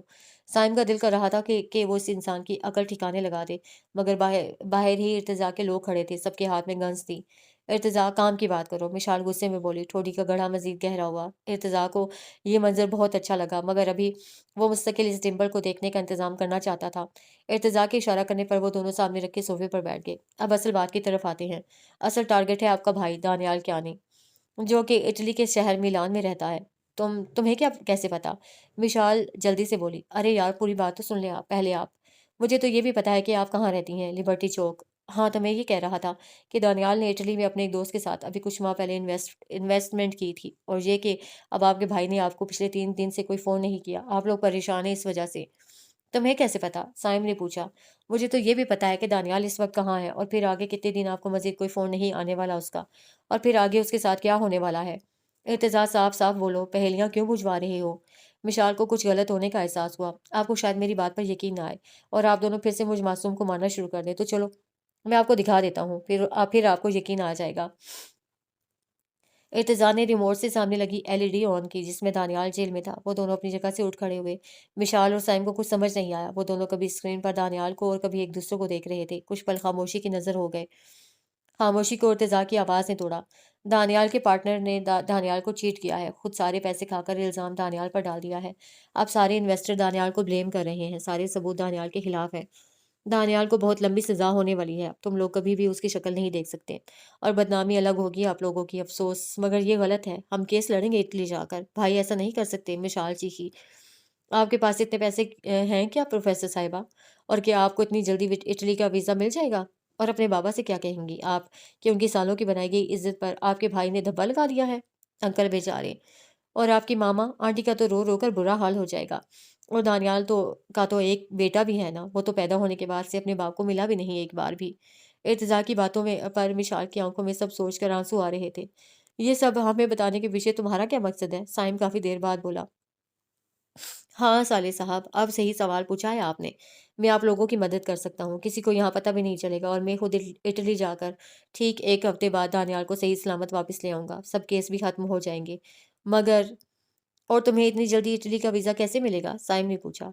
क्योंकि मैं एक सियासतदान हूँ, इस बार इलेक्शन में खड़ा हो रहा हूँ, और पॉलिटिशियंस को किसी भी मुल्क का वीज़ा बहुत जल्दी मिल जाता है, और मुझे मिल भी चुका है। ये रहा सबूत। वो अपनी पॉकेट से अपना पासपोर्ट और टिकट्स निकाल कर मिशाल की तरफ बढ़ाता हुआ बोला। वो अब भी रो रही थी। वो इर्तिज़ा के सामने दूसरी बार रो रही थी। पहली बार बहुत करीब थी, मगर वो उसके करीब होना चाहता था ताकि उसे चुप करवा सके, मगर वो ऐसा नहीं कर सकता था। मैं ऐसा कर तो सकता हूँ, मगर मैं ऐसा कर नहीं सकता। इर्तिज़ा ने फिर से एतराफ़ किया। वो रोते हुए दुनिया की सबसे हसीन लड़की लगती है। मिशाल ने पासपोर्ट लेकर देखा। वो सच कह रहा था। साइम ने भी देखा। तुम हमारी मदद क्यों करना चाहते हो? साइम ने पूछा। मेरी एक शर्त है, वो तुम लोग मान लो। कैसी शर्त? मिशाल की आवाज़ आई। इर्तिज़ा ने मिशाल को देखा। फिर बोला, प्रोफ़ेसर साहिबा को मुझसे निकाह करना होगा। इर्तिज़ा की बात पर वो हैरत से इर्तिज़ा को देखने लगे। तुम कमीने इंसान, तुम मेरी बहन पर नज़र रखते हो? मैं तुम्हें छोड़ूंगा नहीं। साइम उसे मारने के लिए आगे बढ़ा। साइम नहीं, विशाल ने साइम को रोका। मुझे मंजूर है इर्तिजा, बस भाई को सही सलामत ले आओ, मैं तुम्हारी बात मान लूंगी। नहीं विशाल, मैं कोई और रास्ता निकालूंगा, तुम जानती नहीं हो ये बहुत बड़ा कमीना है। साइम ने मिशाल को मुत्तफिक करना चाहा। हाँ, सच में मैं कमीना हूँ, बहुत बड़ा कमीना, ब्लैकमेलर और बदतमीज इंसान हूँ। I have so many bad habits, but believe me, I never touch a girl without my mom. इर्तिजा की बात पर मिशाल ने दिल में एतराफ़ किया। उसे सारा वाली बात याद आई। आज शाम को मेरे डैड आएंगे रिश्ता मांगने। आपने हाँ कर देनी है, और मैं शाम 5 बजे की फ़्लाइट से इटली जा रहा हूँ। कल ठीक शाम 5 बजे आपके भाई की आपके बाबा से बात करवा दूंगा। आप लोग परेशान ना हो, बस शादी की तैयारी करें। दानियाल को मैं ले आऊँगा, ये मेरा काम है। और हाँ, बहुत देर हो गई है। दोनों बच्चे शाबाश, घर जाओ। अच्छे बच्चे इतनी देर घर से बाहर नहीं रहते। वो मुस्कुराकर बोला। वो दोनों हैरत से उसे देख रहे थे। वो अब बाहर निकल गया। दोनों उसकी पुश्त को देखते रह गए। एक 22 साला लड़का कैसे 2 27 साला लोगों को कहकर गया था कि अच्छे बच्चे इतनी देर घर से बाहर नहीं रहते। हाल जब्बार मलिक उम्रा करके आज ही वापस आए थे। इस वक्त वो सबसे मिलने के बाद नईम साहब के साथ स्टडी में बैठे थे। वो दोनों कॉफ़ी पीने के साथ-साथ बातें कर रहे थे। इतने में माहम भी वहाँ आ गई। आकर जब्बार मलिक के साथ वाली चेयर पर बैठ गई। मैं कुछ दिन उम्रा क्या करने गया? इधर पीछे तो नईम तुमने सब बच्चों की शादी भी कर दी। मुर्तज़ा वापस भी आ गया। कमाल है यार, ये सब कैसे हुआ? जब्बार मलिक को हैरत हुई। इर्तिज़ा का तो तुम्हें पता ही है ना यार, वो हर काम में कितनी तेज़ी करता है। फिर मैं चला गया उसका रिश्ता माँगने। मगर वहाँ जाकर देखा कि मिशाल तो शुजा की बेटी है। वो जो यूनिवर्सिटी में हमारे साथ था, हमारा बहुत अच्छा दोस्त हुआ करता था वो। फिर वो गाँव वापस जाकर ही गायब ही हो गया था वो। शुजा की बेटी है मिशाल, इसलिए मैंने रिश्ता माँग लिया, वरना तो मैं कभी नहीं मानता। नईम साहब ने तफ़सील बताई। अच्छा, ये तो बहुत अच्छी बात है। मैं कल ही जाऊँगा शुजा से मिलने, बल्कि यार दोनों चलेंगे, मिलकर गपशप करेंगे। जब्बार मलिक बोले, मुझे बस यार मुर्तज़ा की फ़िक्र है, वो तो शादी के लिए मानता ही नहीं था। जब्बार मलिक की बात पर नईम साहब कुछ नहीं बोले। अब जवाब महम को देना पड़ा। ओहो डैड, आप उसकी फ़िक्र मत करें, मुर्तज़ा को मैं खुद देख लूँगी। बहुत नखरे करता था ना, देखिए अब कैसे कर ली उसने शादी। कहता था वापस नहीं आऊंगा, मगर अब देखिए वापस भी आ गया। मैंने वादा किया था ना अंकल से कि मैं 15 दिन में मुर्तज़ा को वापस ले आऊंगी, देख ले, मैं सिर्फ 5 दिन बाद मुर्तज़ा को वापस ले आई। क्यों अंकल, ठीक कह रही हूँ ना मैं? माहम ने नईम वो हारी से तस्दीक चाही। हाँ बिल्कुल जब्बार, माहम ठीक कह रही है, तुम फिक्र ना करो। नईम साहब फीका सा मुस्कुराए। वाह भाई नईम, मैं मान गया हूँ तुम्हें। तुमने साबित कर दिया कि तुम सियासतदान हो। क्या चाल चली है तुमने। इर्तिजा को भी कैसे अपनी बात मनवा कर सियासत में ले आए हो। मुर्तजा भी वापस घर आकर फैक्ट्री जाने लगा है, मगर यार तुमने मेरी बेटी को भी अपनी तरह बना दिया है। ये भी तुम्हारी तरह सियासी हो गई है, तुम्हारी तरह खतरनाक हो गई है। अब मुझे तुम्हारे साथ साथ इससे भी डर लगने लगा है नईम। जब्बार मलिक की बात पर तीनों के कह के बुलंद हुए। फिर जब्बार मलिक बोले, अब जल्दी से वलीमा कर दो ताकि सबको पता चल जाए। हाँ बिल्कुल जब्बार, मैं करता हूँ वलीमा कुछ दिन तक, तुम बेफिक्र हो जाओ। बल्कि ऐसा करो, एक उम्रा और कराओ, फिर तब तक इर्तिजा इलेक्शन भी जीत जाएगा। नईम साहब की बात पर वो फिर से उनके कह के बुलंद हुए। मिशाल रात को जब रूम में आई तो वो आज भी स्टडी टेबल पर मौजूद था, नोटबुक पर कुछ लिख रहा था। वो चेंज करके आई, सोने के लिए जो ही बेड पर जाने लगी, इर्तिजा की आवाज़ आई। बात सुनिए प्रोफेसर साहिबा। वो पलटी। मुझे ये टॉपिक समझ नहीं आ रहा, आप प्लीज़ मेरी हेल्प कर दें। विशाल उसके पास आई, साथ वाली चेयर पर बैठी, उसके हाथ से बुक ली। टॉपिक देखा तो आज वाला था जो मिशाल ने आज पढ़ाया था। क्लास में तुम्हारा ध्यान कहाँ था? अब वो क्या जवाब देता कि सारा ध्यान आप पर था। आपने नहीं बताना तो रहने दें। अब ज़रूरी नहीं कि हर स्टूडेंट को हर चीज़ पहली दफ़ा में ही समझ आ जाए। हर बंदे का अपना अपना दिमाग होता है। इर्तिजा ने बुक उसके हाथ से ले ली। जैसे मर्जी तुम्हारी, वो इतना कहकर जाकर लेट गई। इर्तिजा को इस सब की उम्मीद नहीं थी। बात सुने प्रोफेसर साहिबा, वो कुछ ना बोली। बात सुने प्रोफेसर साहिबा। इर्तिजा कौन सा बाज आने वाला था। बोलो क्या मसला है। उसके लहजे में साफ उकताहट थी। ये आपका फोन मेरे पास था, रख दो, मैं सुबह ले लूंगी। वो कंफर्टर मुंह तक तान कर सो गई। थोड़ी देर बाद फिर से इर्तिजा ने उसे आवाज दी। बात सुने प्रोफेसर साहिबा। उसने अब कानों पर हाथ रख लिए। इर्तिजा को नजर आ रहा था वो उसे ही देख रहा था। यार सुन लेना, जरूरी बात है। वो कुछ नहीं बोली। थोड़ी देर बाद वो फिर बोला। बात सुने प्रोफेसर साहिबा। बोलो क्या मसला है। वो कंफर्टर फेंक कर उठी। जितनी बातें करनी है कर लो, मगर सोते हुए डिस्टर्ब ना किया करो। वो मुस्कुराया। मिशाल को उसकी स्माइल इस वक्त जहर लगी थी। मेरे साथ डिनर डिनर पर चलेंगी आप? मिशाल को बहुत गुस्सा आया उस पर। रात के 11 बजे डिनर के बाद वो ये सब कह रहा था। शर्म नहीं आती, अपनी प्रोफेसर पर लाइन मार रही हो। इर्तिजा ने सरनफी में हिलाया। शर्म के चक्कर में रहता तो आज आप मेरी बीवी ना होती। काश तुम शर्म कर लेते इर्तिजा, वो अफसोस से बोली। अच्छा कौन सी बेशर्मी की है मैंने? इर्तिजा ने सवालिया नजरों से देखा। मिशाल को तो मानो उसकी बात पर आग ही लग गई थी। तुमने मुझे ब्लैकमेल करके मुझसे शादी की इर्तिजा, वो गुस्से में बोली। क्यों, आपके साथ शादी करना बेशर्मी है क्या? वो उसकी गुस्से वाली शक्ल से महसूस हुआ। मैं तुम्हारी प्रोफेसर हूँ इर्तिजा, तुम्हें ये बात क्यों समझ नहीं आती? वो अब बेबस हो गई थी। उसे ज़्यादा बहस करना नहीं आती थी, मगर सामने वाला बंदा शायद बहुत बातूनी था। बात से बात निकालने का फन रखता था। मुझे अक्सर बातें देर से समझ आती हैं, इसलिए एक प्रोफेसर से शादी की है ताकि आप मुझे समझा सकें। वो मिशाल पर मुसलसल निगाहें मरकूज किए हुए था। उसके चेहरे के डिज़ाइन उसे बहुत मज़ा दे रहे थे। अब तुम मुझे गुस्सा दिला रहे हो इर्तिजा। मिशाल ने आगे पीछे देखा, जैसे कोई चीज़ मिल जाए ताकि वो इर्तिजा को मारकर चुप करवा सके। इर्तिजा समझ गया था कि वो क्या ढूंढ रही है। तो कोई बात नहीं, आप मुझे मार सकती हैं। वैसे भी कहते हैं कि जहाँ टीचर की मार पड़ती है उस हिस्से पर दोज़ख की आग हराम हो जाती है। वो अब उठकर बिल्कुल उसके सामने बेड पर बैठ गया। इर्तिजा तुम इंतहाई फजूल इंसान हो, वो गुस्से में बोली।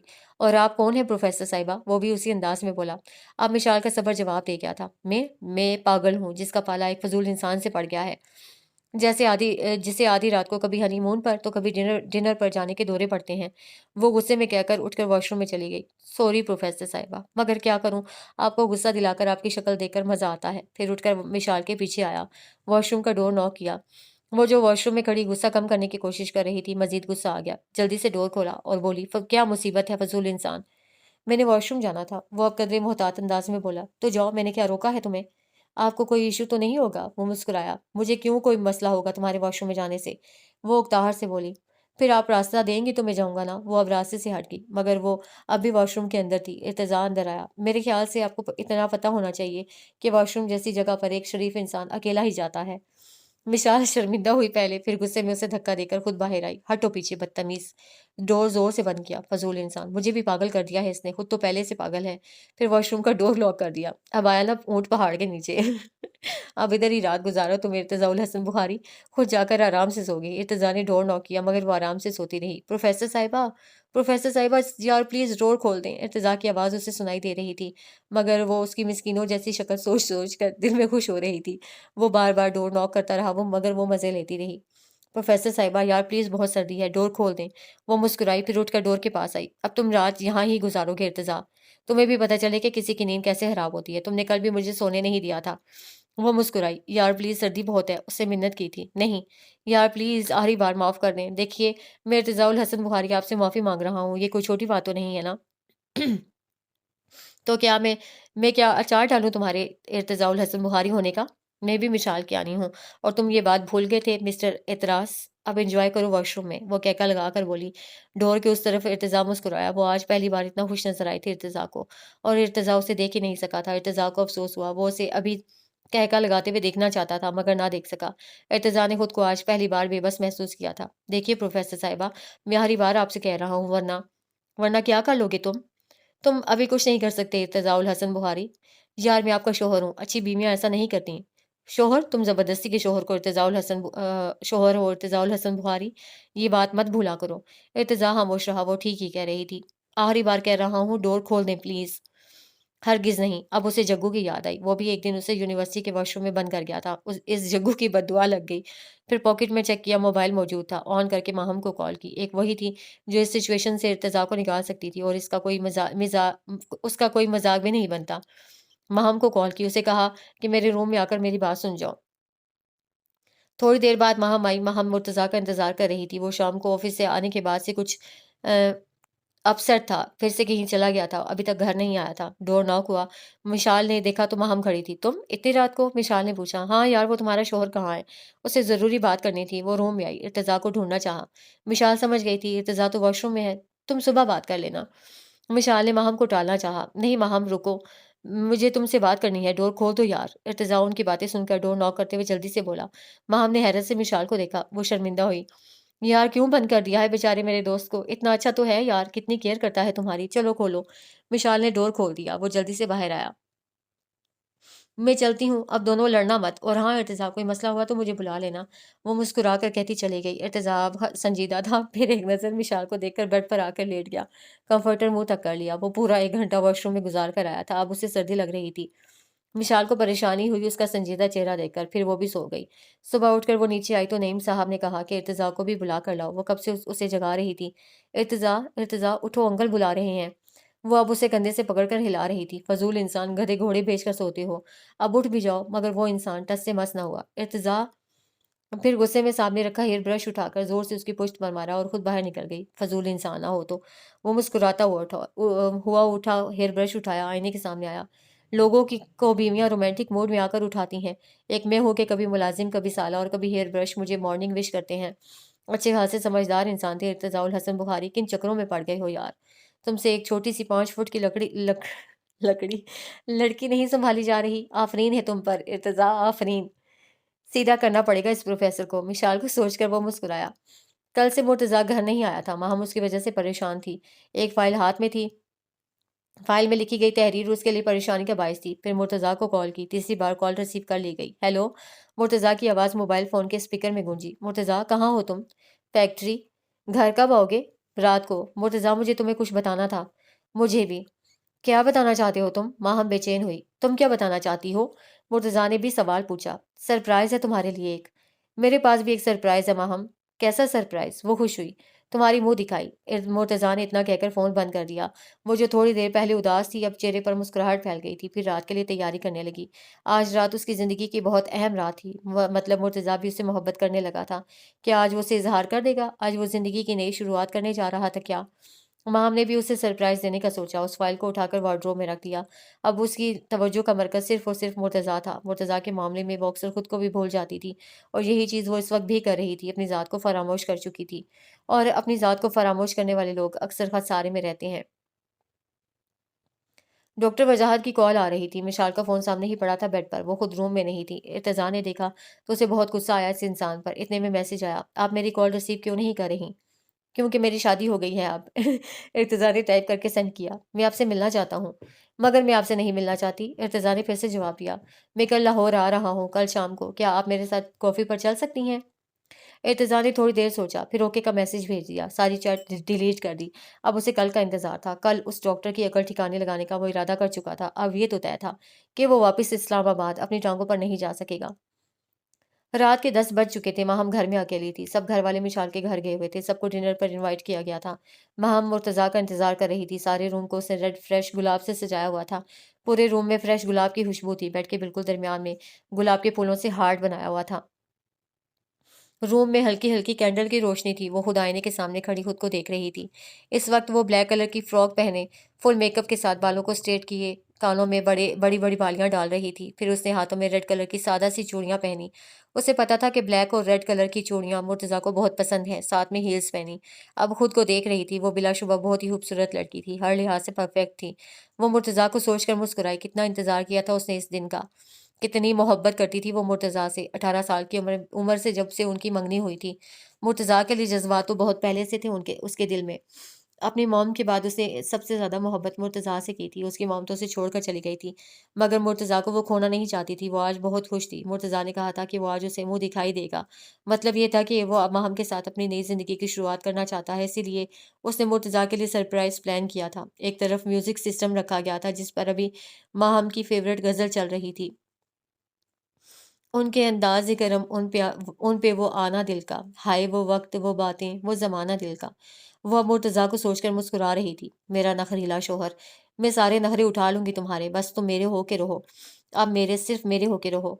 ان کے انداز کرم ان پہ وہ آنا دل کا، ہائے وہ وقت وہ باتیں وہ زمانہ دل کا۔ روم میں میوزک کی ہلکی ہلکی آواز تھی، گاڑی پوش میں آ رکی، مرتضیٰ گاڑی سے اترا، گھر میں داخل ہوا، چہرے پر واضح تھکن کے آثار تھے۔ وہ اب لاؤنج سے ہو کر زینے عبور کرتا ہوا روم تک آیا، ڈور کے کھلنے کی آواز پر ماہم نے پلٹ کر دیکھا، جیسے ساری دنیا کا نظام رک سا گیا ہو۔ وہ شخص سامنے آتا تھا تو ایسے معلوم ہوتا تھا کہ پوری دنیا میں بس یہی ایک انسان پایا جاتا ہے۔ ماہم کو کچھ اور دکھائی ہی نہیں دیتا تھا، کیونکہ وہ ایک انسان ماہم کی کل کائنات تھا۔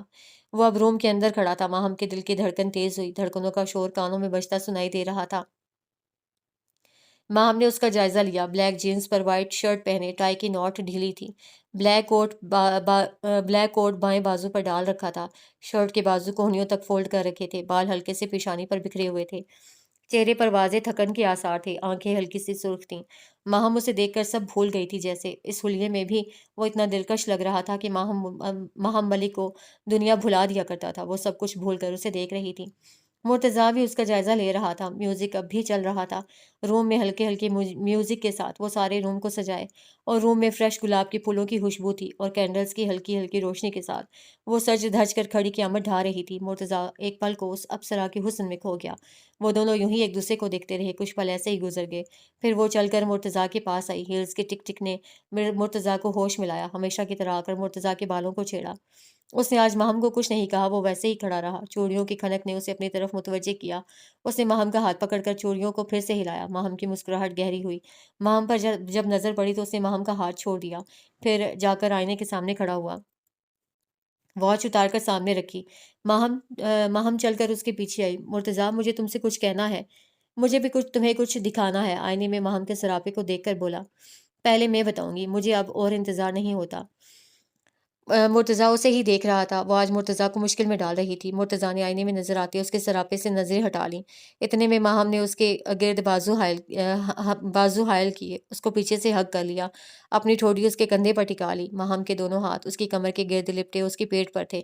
مرتضیٰ نے حیرت سے آئینے میں اسے دیکھا، دونوں کی نظریں ملی، ماہم نے اس کے گرد حصار مزید تنگ کیا۔ مرتضیٰ کے دل نے ایک بیٹ مس کی، وہ آج اس کے اتنا قریب تھی، اوپر سے روم کا رومانٹک ماحول، گلاب کی خوشبو، کینڈل کی ہلکی سی روشنی، ہلکا سا میوزک، ان کے انداز کرم ان پہ وہ آنا دل کا۔ مرتضیٰ نے بے اختیار دل پر ہاتھ رکھا، وہ مرتضیٰ کو اپنے طرف متوجہ کر رہی تھی، اپنے سحر میں جکڑنا چاہتی تھی، مگر وہ تو یہ بات بھی جانتی تھی کہ یہ شخص خود بہت بڑا جادوگر ہے، ساحر ہے، ماہم ملک کو اپنے وجد میں جکڑ لیتا ہے، اور جادوگروں پر کہاں کوئی جادو اثر کرتا ہے، یہ لوگ دوسروں کو اپنے سحر میں جکڑ کر خود دامن بچا کر فرار ہو جاتے ہیں۔ اب دیکھنا یہ تھا کہ ماہم ملک اس جادوگر کو اپنے وجد میں جکڑ لے گی، یا پھر ہمیشہ کی طرح یہ شخص دامن بچا کر فرار ہو جائے گا۔ مرتضیٰ نے گہرا سانس لیا، ماہم کے ہاتھ اپنے ہاتھوں میں لے کر اسے پیچھے کرنا چاہا، مگر ماہم کی گرفت مضبوط تھی، وہ اس کا حصار نہ توڑ سکا۔ کہو، کیا کہنا چاہتی ہو؟ اس سب کی وجہ؟ مرتضیٰ نے نظریں اس کے چہرے سے ہٹا لی، مگر وہ اب بھی آئینے میں مرتضیٰ کو دیکھ رہی تھی۔ بولو، کیا کہنا چاہتی ہو تم؟ مرتضیٰ نے بائیں ابرو کو ہلکا سا اوپر کر کے کہا۔ ماہم مسکرائی، مرتضیٰ الحسن بخاری: میں ماہم جبار ملک تمہاری محبت میں گرفتار ہوں۔ تم میرا عشق، جنوں اور زندگی ہو۔ کیا تم میری محبت قبول کر کے مجھے اپنی محبت کا شرف بخشو گے؟ مرتضیٰ کے دل کو کچھ ہوا، اسے اپنی حالت سمجھ نہیں آئی۔ اس نے دل کی دھڑکن پر اپنے ہاتھ کی گرفت مضبوط کی، جیسے وہ دھڑکنوں کے شور کو چپ کروانا چاہتا ہو، ماہم کو ان کا شور نہ سنائی دے۔ تمہیں کب ہوئی مجھ سے محبت؟ وہ اتنا ہی کہہ سکا۔ ماہم کی گرفت پھر سے مضبوط ہوئی۔ جب میں 18 سال کی تھی، جب ہماری منگنی ہوئی تھی، اس دن مجھے پتہ چلا تھا کہ میں تم سے محبت کرتی ہوں۔ اس سے پہلے ہی تم مجھے پسند تھے، مگر محبت کا انکشاف اس دن ہوا تھا۔ مرتضیٰ کا دل چاہ رہا تھا کہ وہ ماہم کی باتوں پر ایمان لے آئے۔ ہائے وہ وقت، وہ باتیں، وہ زمانہ دل کا! کتنی محبت کرتی ہو مجھ سے؟ مرتضیٰ کے سوال پر وہ مسکرائی، گرفت پھر سے مضبوط ہوئی۔ آئینے میں وہ ابھی تک اسے ہی دیکھ رہی تھی۔ محبت یا تو ہوتی ہے یا نہیں ہوتی، محبت کی پیمائش کا کوئی پیمانہ آج تک بنا ہی نہیں۔ مگر مرتضیٰ الحسن بخاری، میری تم سے محبت ایسی ہے جیسے سورج اور سورج مکھی کے پھول کا تعلق ہوتا ہے۔ جیسے سورج مکھی کا پھول سورج کی طرف متوجہ رہتا ہے، سورج کے نکلنے پر کھلتا ہے، اپنا سارا جھکاؤ سورج کی طرف موڑ لیتا ہے، اور اگر سورج نہ میسر ہو تو ساری دنیا سے منہ موڑ لیتا ہے۔ بالکل ویسے ہی ماہم ملک مرتضیٰ الحسن بخاری کی آمد کی منتظر رہتی ہے۔ تمہاری مجھ پر پڑنے والی ایک ہلکی سی نگاہ بھی میرے کھلنے کا سبب بنتی ہے، مجھے جینے کی نئی امنگ دیتی ہے۔ مرتضیٰ نے آنکھیں سختی سے میچیں، دل و دماغ میں جنگ چھڑ گئی، اور اکثر دماغ دل کو مات دے دیا کرتا ہے۔ نہ سنا اسے توجہ سے فسانہ دل کا۔ مرتضیٰ نے اس کے مضبوط حصار کو توڑا، اس کے ہاتھ پکڑ کر ایک جھٹکے سے اسے خود سے دور کیا۔ نہ سنا اس نے توجہ سے فسانہ دل کا، عمر گزری ہے مگر درد نہ جانا دل کا۔ ماہم لڑکھڑا گئی۔ مرتضیٰ کے چہرے پر نظر پڑی تو اس کا چہرہ اس وقت سرخ تھا، آنکھیں لال تھیں۔ ماہم کی مسکراہٹ غائب ہوئی۔ بس اسٹاپ اٹ ماہم جبار ملک، تم کیا سمجھتی ہو کہ تم مجھے اپنی اس جھوٹی محبت کے جال میں پھنساؤ گی اور میں پھنس جاؤں گا کیا؟ اتنا آسان ٹارگٹ سمجھ رکھا ہے کیا تم نے مرتضیٰ الحسن بخاری کو؟ بس ماہم ملک، اب اور نہیں۔ وہ غصے سے چیخا، بہت ہو گیا۔ تم نے پہلے مجھے بلیک میل کر کے مجھ سے نکاح کر لیا، پھر وہ سب جھوٹا ڈرامہ کیا میرے ڈیڈ کے ساتھ مل کر تاکہ میں گھر واپس آ جاؤں۔ ماہم تو ساکت رہ گئی تھی اس کی باتیں سن کر، آنکھوں میں آنسو آ گئے کہ وہ کتنا غلط سمجھ رہا تھا۔ نہیں مرتضیٰ، تم غلط۔ وہ بھی اتنا ہی بولی تھی کہ مرتضیٰ پھر سے چیخا، بس خاموش ماہم جبار ملک، اب اور نہیں۔ اب مرتضیٰ اور تمہارے ہاتھوں بے وقوف نہیں بنے گا۔ بہت کر لیا تم نے ڈرامہ اپنی جھوٹی محبت کا۔ اب کون سا نیا ٹارگٹ دیا ہے تمہیں میرے ڈیڈ نے؟ وہ نفی میں سر ہلا رہی تھی۔ بہت سیاست آتی ہے نا تمہیں ماہم ملک، میرے ڈیڈ کی طرح۔ ان کے ساتھ رہتے ہوئے تم بھی سیاسی ہو گئی ہو نا؟ مگر مجھے کل بھی سیاست سے نفرت تھی اور آج بھی سیاست سے نفرت ہے، اور مجھے تم سے بھی نفرت ہونے لگی ہے ماہم جبار ملک۔ تم ایک منافق اور دوغلی لڑکی ہو ماہم ملک، یہ ہے تمہارا اصل چہرہ۔ کیسی لگی میری منہ دکھائی؟ وہ طنز کرتے ہوئے بولا، لہجہ صاف مذاق اڑانے والا تھا۔ دل کی لگی بن کے مٹا دیتی ہے۔ ماہم نے دل پر ہاتھ رکھا، مانو جیسے ابھی دل بند ہو جائے گا۔ اس کے الفاظ ماہم کے دل پر خنجر کی طرح لگ کر گہرا گھاؤ دے رہے تھے۔ ایسا لگ رہا تھا کہ دل نے بلڈ سرکولیشن کرنا بند کر دی ہو۔ مگر وہ ظالم انسان اب بھی گھاؤ دیے جا رہا تھا۔ اب بھی تمہیں میرے ڈیڈ نے کوئی نیا ٹارگٹ دیا ہے کیا؟ اب کیا چاہیے آپ دونوں کو مجھ سے؟ گھر بھی آ گیا ہوں، تم سے شادی بھی کر لی، فیکٹری بھی جاتا ہوں روز، اب کیا چاہتے ہو تم لوگ مجھ سے؟ وہ مرتضیٰ کے قریب آئی، مرتضیٰ کا ہاتھ پکڑنا چاہا۔ مرتضیٰ پلیز میری بات سنو، تمہیں غلط فہمی ہوئی ہے، انکل تم سے بہت پیار۔ مرتضیٰ نے اسے دھکا دیا۔ پیار؟ مائی فٹ! وہ پھر سے چیخا۔ پیار تو وہ تم سے کرتے ہیں ماہم، مجھ سے نہیں کرتے۔ جب میں امریکہ میں تھا تب بھی ایک ہی نام سنتا تھا میں، ماہم ماہم ماہم۔ پاکستان واپس آ کر بھی یہی نام سنا ہے اپنے موم اور ڈیڈ سے۔ ماہم سے منگنی کیوں توڑی؟ تم ماہم سے شادی کر لو مرتضیٰ، ماہم یہ ماہم وہ، صرف ماہم ہی ان کو عزیز ہے۔ اس سب میں کہاں ہوں؟ مرتضیٰ الحسن بخاری کہاں ہے اس سب میں؟ میری خوشی تو کسی کو نظر ہی نہیں آتی۔ اس کی آواز میں کرب تھا۔ وہ اب بے بسی سے صوفے پر بیٹھ گیا۔ دل کی لگی بن کے مٹا دیتی ہے۔ جبکہ ماہم کھڑی آنسو بہا رہی تھی۔ ماہم نے آنسو صاف کیے، وہ اب سگریٹ سلگا رہا تھا۔ تم کہتے ہو تو میں مان لیتی ہوں کہ میں ایک منافق لڑکی ہوں۔ پھر وہ چل کر اس کے پاس آئی۔ وہ سگریٹ منہ کو لگا رہا تھا۔ اس نے ایک کش لگایا، وہ جو آ کر گھٹنوں کے بل اس کے قدموں میں بیٹھی تھی۔ دھواں اس کے چہرے پر آیا۔ اس نے سانس اندر کھینچی اور اس کو محسوس کیا۔ مرتضیٰ کے سگریٹ سے نکلنے والے دھوئیں کو اس نے اپنے دل میں قیام پذیر کیا، اس کو اپنے دل میں سما جانے کی جگہ دی۔ مرتضیٰ اٹھنے لگا تھا مگر ماہم نے اس کے گھٹنوں پر دباؤ ڈال کر اسے روک دیا۔ چلو میں تم سے معافی مانگ لیتی ہوں، میں ہر جرم قبول کر لیتی ہوں۔ ہاں میں نے یہ سب کیا ہے کیونکہ تم ایسا کہہ رہے ہو، اور تمہاری ہر بات ماہم ملک کے لیے حرف آخر کا درجہ رکھتی ہے۔ وہ بے بسی سے گویا ہوئی۔ وہ جرم جو آپ نے کبھی کیے ہی نہ ہو، ان کی معافی مانگنا بڑے ظرف اور حوصلے کا کام ہوتا ہے، اور یہ حوصلہ صرف ماہم ملک کے پاس ہی ہو سکتا تھا، اور وہ بھی صرف مرتضیٰ کے معاملے میں۔ اور جب کچھ نہ بچا تو اپنی انا وار دی تمہارے صدقے میں، بقول کے۔ مرتضیٰ نے پھر سے کش لگایا، سر نفی میں ہلایا۔ نہیں ماہم، اب ہم ساتھ نہیں رہ سکتے۔ میں کل کی فلائٹ سے امریکہ جا رہا ہوں۔ میں نے وکیل سے بات کر لی ہے، کل تک ڈائیورس پیپرز ریڈی ہو جائیں گے۔ اب ہم ساتھ نہیں رہ سکتے۔ وہ سگریٹ سامنے ٹیبل پر رکھی ایش ٹرے میں پھینک کر بولا، روگ دشمن کو بھی یارب نہ لگانا دل کا۔ ماہم کے آنسوؤں میں اب مزید روانی آ گئی۔ اسے ایسا محسوس ہوا جیسے قیامت گزری ہو۔ حقیقت میں قیامت کا منظر کیسا ہوگا اب ماہم کو سمجھ آیا تھا۔ اس شخص کا بچھڑنا قیامت تھا ماہم ملک کے لیے، کیونکہ یہ ایک انسان اس کی کل کائنات تھا۔ دل لگی دل کی لگی بن کے مٹا دیتی ہے، روگ دشمن کو بھی یار اپنا لگانا دل کا۔ ایسا مت کہو، میں نہیں رہ سکتی تمہارے بغیر، وہ ہچکیاں لیتے ہوئے بولی۔ مرتضیٰ کے دل کو کچھ ہوا، کب اس نے اس لڑکی کا ایسا روپ دیکھا تھا۔ ماہم چھوڑو مجھے، پیچھے ہٹو۔ مرتضیٰ نے اپنے گھٹنوں سے ہاتھ ہٹانے چاہے مگر وہ اپنی جگہ سے نہ ہلی۔ مرتضیٰ کے ہاتھوں کو تھام لیا۔ مرتضیٰ، میں تم سے بس ایک بات پوچھنا چاہتی ہوں۔ مرتضیٰ نے اس کی آنکھوں میں دیکھا جو رونے سے اس وقت سرخ ہو چکی تھیں، وہ اذیت کی انتہا پر تھی۔ مرتضیٰ، تمہیں مجھ سے محبت کیوں نہ ہوئی؟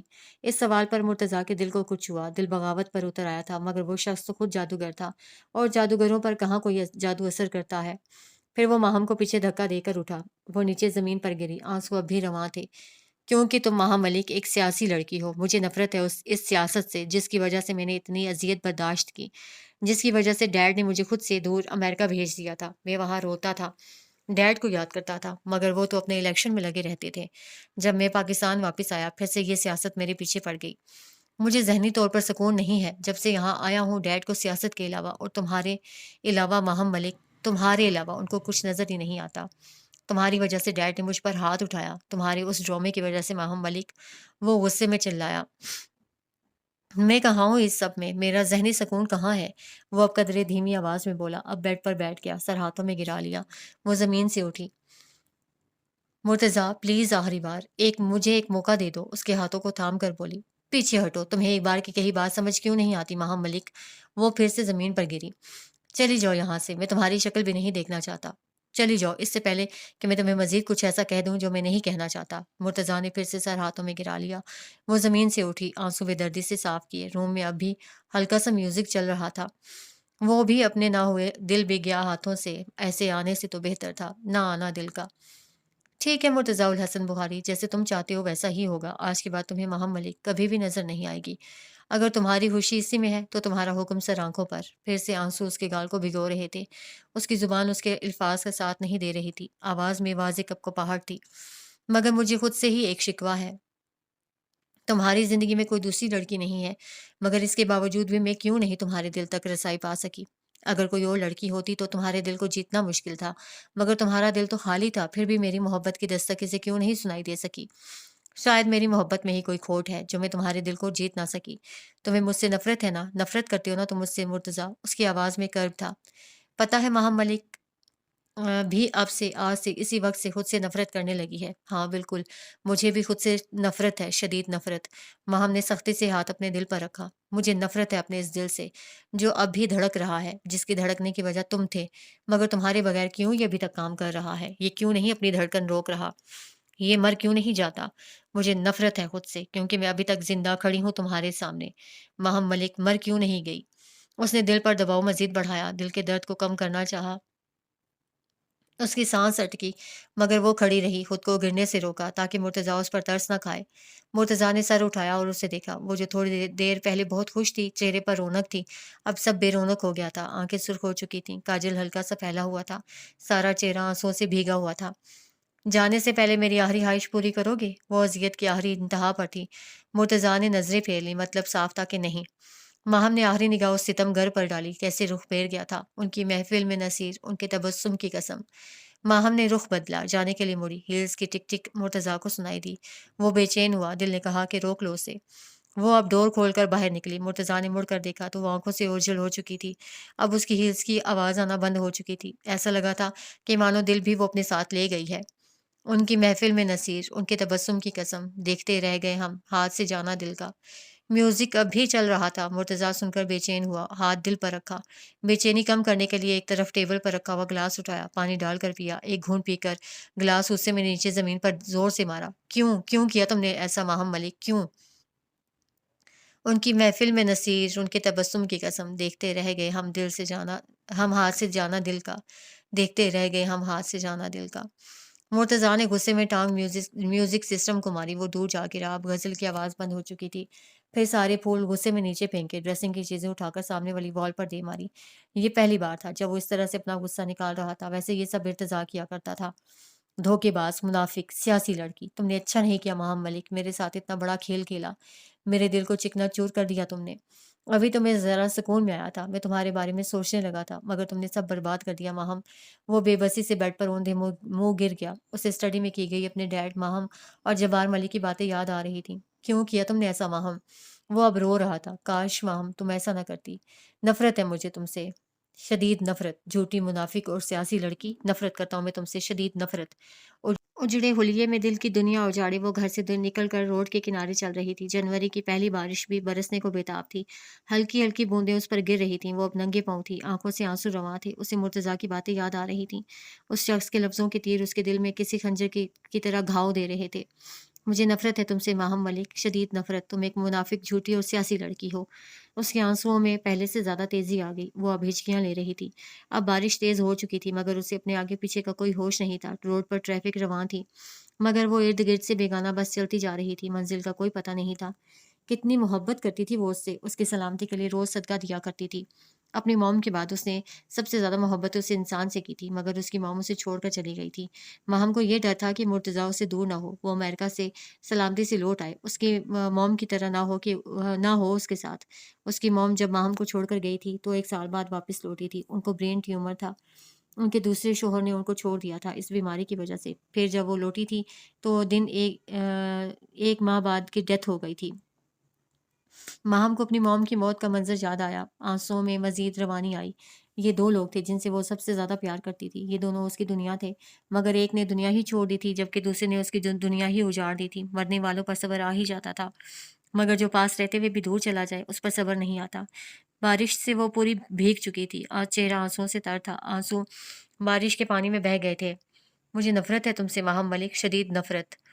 مرتضیٰ کے الفاظ خنجر کی طرح اسے گھائل کر رہے تھے۔ کچھ الفاظ نہیں خنجر ہوتے ہیں، سینے میں اتر کر گہرا گھاؤ دیتے ہیں، دل کا سارا خون نچوڑ لیتے ہیں۔ ماہم کو بھی ایسا لگا تھا جیسے کوئی خنجر اس کے سینے کو چیر کر نکل گیا ہو۔ وہ اب بے بسی سے گھٹنوں کے بل زمین پر بیٹھ گئی۔ مجھے نفرت ہے تم سے ماہم ملک، شدید نفرت۔ نہیں مرتضیٰ تم ایسا نہیں کر سکتے، وہ چلائی۔ کتنی محبت کی ہے میں نے تم سے، کتنا انتظار کیا تھا میں نے تمہارا، تمہاری محبت میں نے خود کو بھی بھلا دیا تھا، خود کو بھلا کر تمہیں یاد رکھا تھا میں نے۔ ماہم نے خود کو تمہارے لیے رکھا تھا، تم نے مجھے کہیں کا نہیں چھوڑا، تم نے پل میں میری محبت کو خاک کر دیا۔ کیوں کیا ایسا؟ کیوں؟ وہ پاگلوں کی طرح رو رہی تھی، اپنے بالوں کو کھینچ رہی تھی۔ کیوں کیا تم نے ایسا؟ ماہم کو راکھ کر دیا تم نے، خاک ہو گئی ہے ماہم۔ پھر اسے سر اوپر اٹھایا، بارش اب بھی اس کو بھگو رہی تھی۔ اللہ، آپ تو سب کچھ کر سکتے ہیں نا، آپ نے میرے ساتھ ایسا کیوں کیا؟ آپ تو جانتے ہیں نا ماہم، مرتضیٰ کے بغیر کچھ نہیں۔ اللہ، آپ نے کیوں اسے مجھ سے دور کر دیا؟ کیوں؟ وہ چیخ رہی تھی۔ اللہ، مجھے چین نہیں آتا اس کے بنا، اللہ تعالیٰ پلیز مجھے موت دے دیں، میں نہیں رہ سکتی اس کے بغیر۔ اللہ، وہ اب سر زمین پر ٹکا کر چیخ رہی تھی، بے بسی ہی بے بسی تھی۔ بارش اب بہت زیادہ زور پکڑ رہی تھی، جتنی شدت سے وہ چیخ رہی تھی بارش بھی اسی تیزی سے برس رہی تھی۔ بارش کی چم اس کی چیخوں کو اپنے اندر سمونا چاہتی تھی، مگر اس کی چیخوں میں پہلے سے زیادہ شدت آتی جا رہی تھی، دونوں ہی ہار ماننے کو تیار نہیں تھی۔ نہ بارش اور نہ ماہم، وہ کچھ دیر سرزمین پر ٹکا کر چلاتی رہی، اب اس کے بالوں پر مٹی لگی ہوئی تھی۔ اللہ، پلیز مجھے مرتضیٰ چاہیے، اس کے دل میں میری محبت ڈال دے۔ اب وہ بے بس ہو گئی تھی، اب چیخیں ختم ہو چکی تھیں، بارش کی چم اب بھی تیزی پکڑ رہی تھی۔ بارش کی چم نے ماہم کی آواز کو خود میں سمو لیا تھا، ماہم اس سے ہار گئی تھی، اور اکثر انسان قدرت کے فیصلوں سے ہار جاتا ہے۔ اللہ سے شرطیں نہیں لگانی چاہیے، انسان اللہ سے جیت نہیں سکتا۔ ماہم ملک بھی ہار گئی تھی، وہ یوں ہی سرزمین پر ٹکا کر روتی رہی، اسے نہیں پتا تھا کہ وہ کب سے یہاں ہے۔ بارش مسلسل 3 گھنٹے اپنی پوری قوت سے برس کر ماہم کے آنسو اپنے ساتھ بہا کر لے گئی تھی۔ اب بارش تھم چکی تھی، اس کا وجود ہولے ہولے لرز رہا تھا، کسی نے آ کر اپنی چادر اس پر ڈالی، سر پر ہاتھ رکھا، وہ ہوش کی دنیا میں لوٹی، سر اوپر اٹھایا، آنکھیں لال، کاجل پھیلا ہوا تھا، بال بکھرے ہوئے تھے، چہرے، بالوں اور کپڑوں پر مٹی لگی ہوئی تھی، کانوں میں اب بالیاں نہیں تھیں، وہ کہیں اتار کر پھینک آئی تھی، ننگے پاؤں تھی، ایک پاؤں سے خون نکل کر اب خود ہی رسنا بند ہو گیا۔ بس کرو بچے، صبر کرو، دلاسا دیتے ہوئے لوگ کیا سمجھتے ہیں، ہم ایک شخص نہیں کائنات ہارے تھے۔ इस फ़कीर की आवाज़ पर माहम ने सर उठाया। सामने दरबार से रोशनी नज़र आ रही थी। उसे पता ही नहीं चला था कि वो चलती-चलती दरबार तक आ गई थी। कैसे सब्र करूँ बाबा? वो मुझसे रूठ गया है, मट्टी हो गई हूँ मैं। उसने मेरी मोहब्बत को खाक बना दिया है। वो अब भी घुटनों के बल बैठी हुई थी। वो फ़कीर भी अब माहम के साथ नीचे ज़मीन पर बैठ गया। महबूब मोहब्बत को मट्टी कर दे, तू आशिक जीते जी खाक हो जाता है। राख के ढेर जितनी वक़्त भी नहीं रहती। उनके अल्फाज़ पर माहम ने हैरत से देखा। वो सच ही तो कह रहे थे, मुर्तज़ा ने माहम को मट्टी कर दिया था, राख बना दिया था। मैंने उसके सदके दिए हैं बाबा। इतनी ज़्यादा दुआएँ माँगी हैं, फिर वो मेरा क्यों नहीं है बाबा? वो बेबसी की आखिरी इंतहा पर थी। सदका बलाओं से हिफ़ाज़त करता है बच्चे, और तुम्हारा महबूब तो सलामत है। मगर मैंने इतनी दुआएँ की थी कि वो मेरा हो जाए। वो बेबसी से बोली, क्या तुम नमाज़ पढ़ती हो बच्चे? माहम को इस सवाल की उम्मीद नहीं थी। कभी-कभी पढ़ लेती हूँ, वो निदामत से बोली। कभी-कभी नमाज़ पढ़ने वालों फिर दुआएँ भी कभी-कभार ही कबूल होती हैं। क्या मतलब है बाबा? बच्चे, तुमने कभी गौर किया, कभी अज़ान को ध्यान से सुना है? अज़ान में पहले 2 बार कहा जाता है, आओ नमाज़ की तरफ, आओ नमाज़ की तरफ। और फिर उसके बाद कहा जाता है कि आओ कामयाबी की तरफ, आओ कामयाबी की तरफ। नमाज़ पढ़ने से कामयाबी मिलती है। अब वो कामयाबी मोहब्बत में हो या किसी दूसरी चीज़ में। नमाज का ज़िक्र पहले है, कामयाबी का ज़िक्र बाद में है। नमाज़ पढ़ने से कामयाबी मिलती है। माहम साकित हो गई, कुछ पल तो वो बोल ही नहीं सकी। मगर बाबा, बहुत से लोग हैं जो नमाज नहीं पढ़ते मगर फिर अपनी ज़िंदगियों में खुश हैं, मोहब्बत उन पर मेहरबान है। मेरे साथ अल्लाह ने ऐसा क्यों किया? अल्लाह कुछ लोगों की रस्सी दराज़ कर देता है और कुछ लोगों की रस्सी जल्द ही खींच लेता है, और जिन लोगों की रस्सी वक़्त से पहले खींच ली जाती है, अल्लाह ऐसे लोगों को हिदायत की तरफ लाना चाहता है। तुम खुशकिस्मत हो बच्चे, अल्लाह ने तुम्हें जल्द ही अपनी तरफ मुतवज्जे कर लिया। अल्लाह तुम्हें हिदायत देना चाहता है। माहम गौर से उनकी बातें सुन रही थी। मैं क्या करूँ बाबा? मुझे कुछ समझ नहीं आ रहा। वो आंसू साफ करते हुए बोली, खुद को अल्लाह के सुपुर्द कर दो। कैसे? माहम नासमझी से बोली। उसे पूछना छोड़ दो बच्चे, अल्लाह को शिर्क पसंद नहीं है। जैसे हम अपनी मोहब्बत में कोई तीसरा बर्दाश्त नहीं कर सकते, वो तो फिर अल्लाह है, इस दुनिया का मालिक, हम सब का मालिक, वो कैसे शिर्क बर्दाश्त करता? हम कुछ नहीं बोल सकी, उसकी मोहब्बत में तो कोई तीसरा भी नहीं था, फिर भी वो सब बर्दाश्त नहीं कर पा रही थी, फिर अल्लाह कैसे शिर्क माफ़ करता? उसे चादर खुद पर ठीक से ओढ़ी, फिर वो ज़मीन से उठी, कदम वापस मोड़ लिए। वो फ़कीर वहाँ खड़ा उसे देखता रहा। वो दूर निकल गई और रात की तारीकी में गुम हो गई।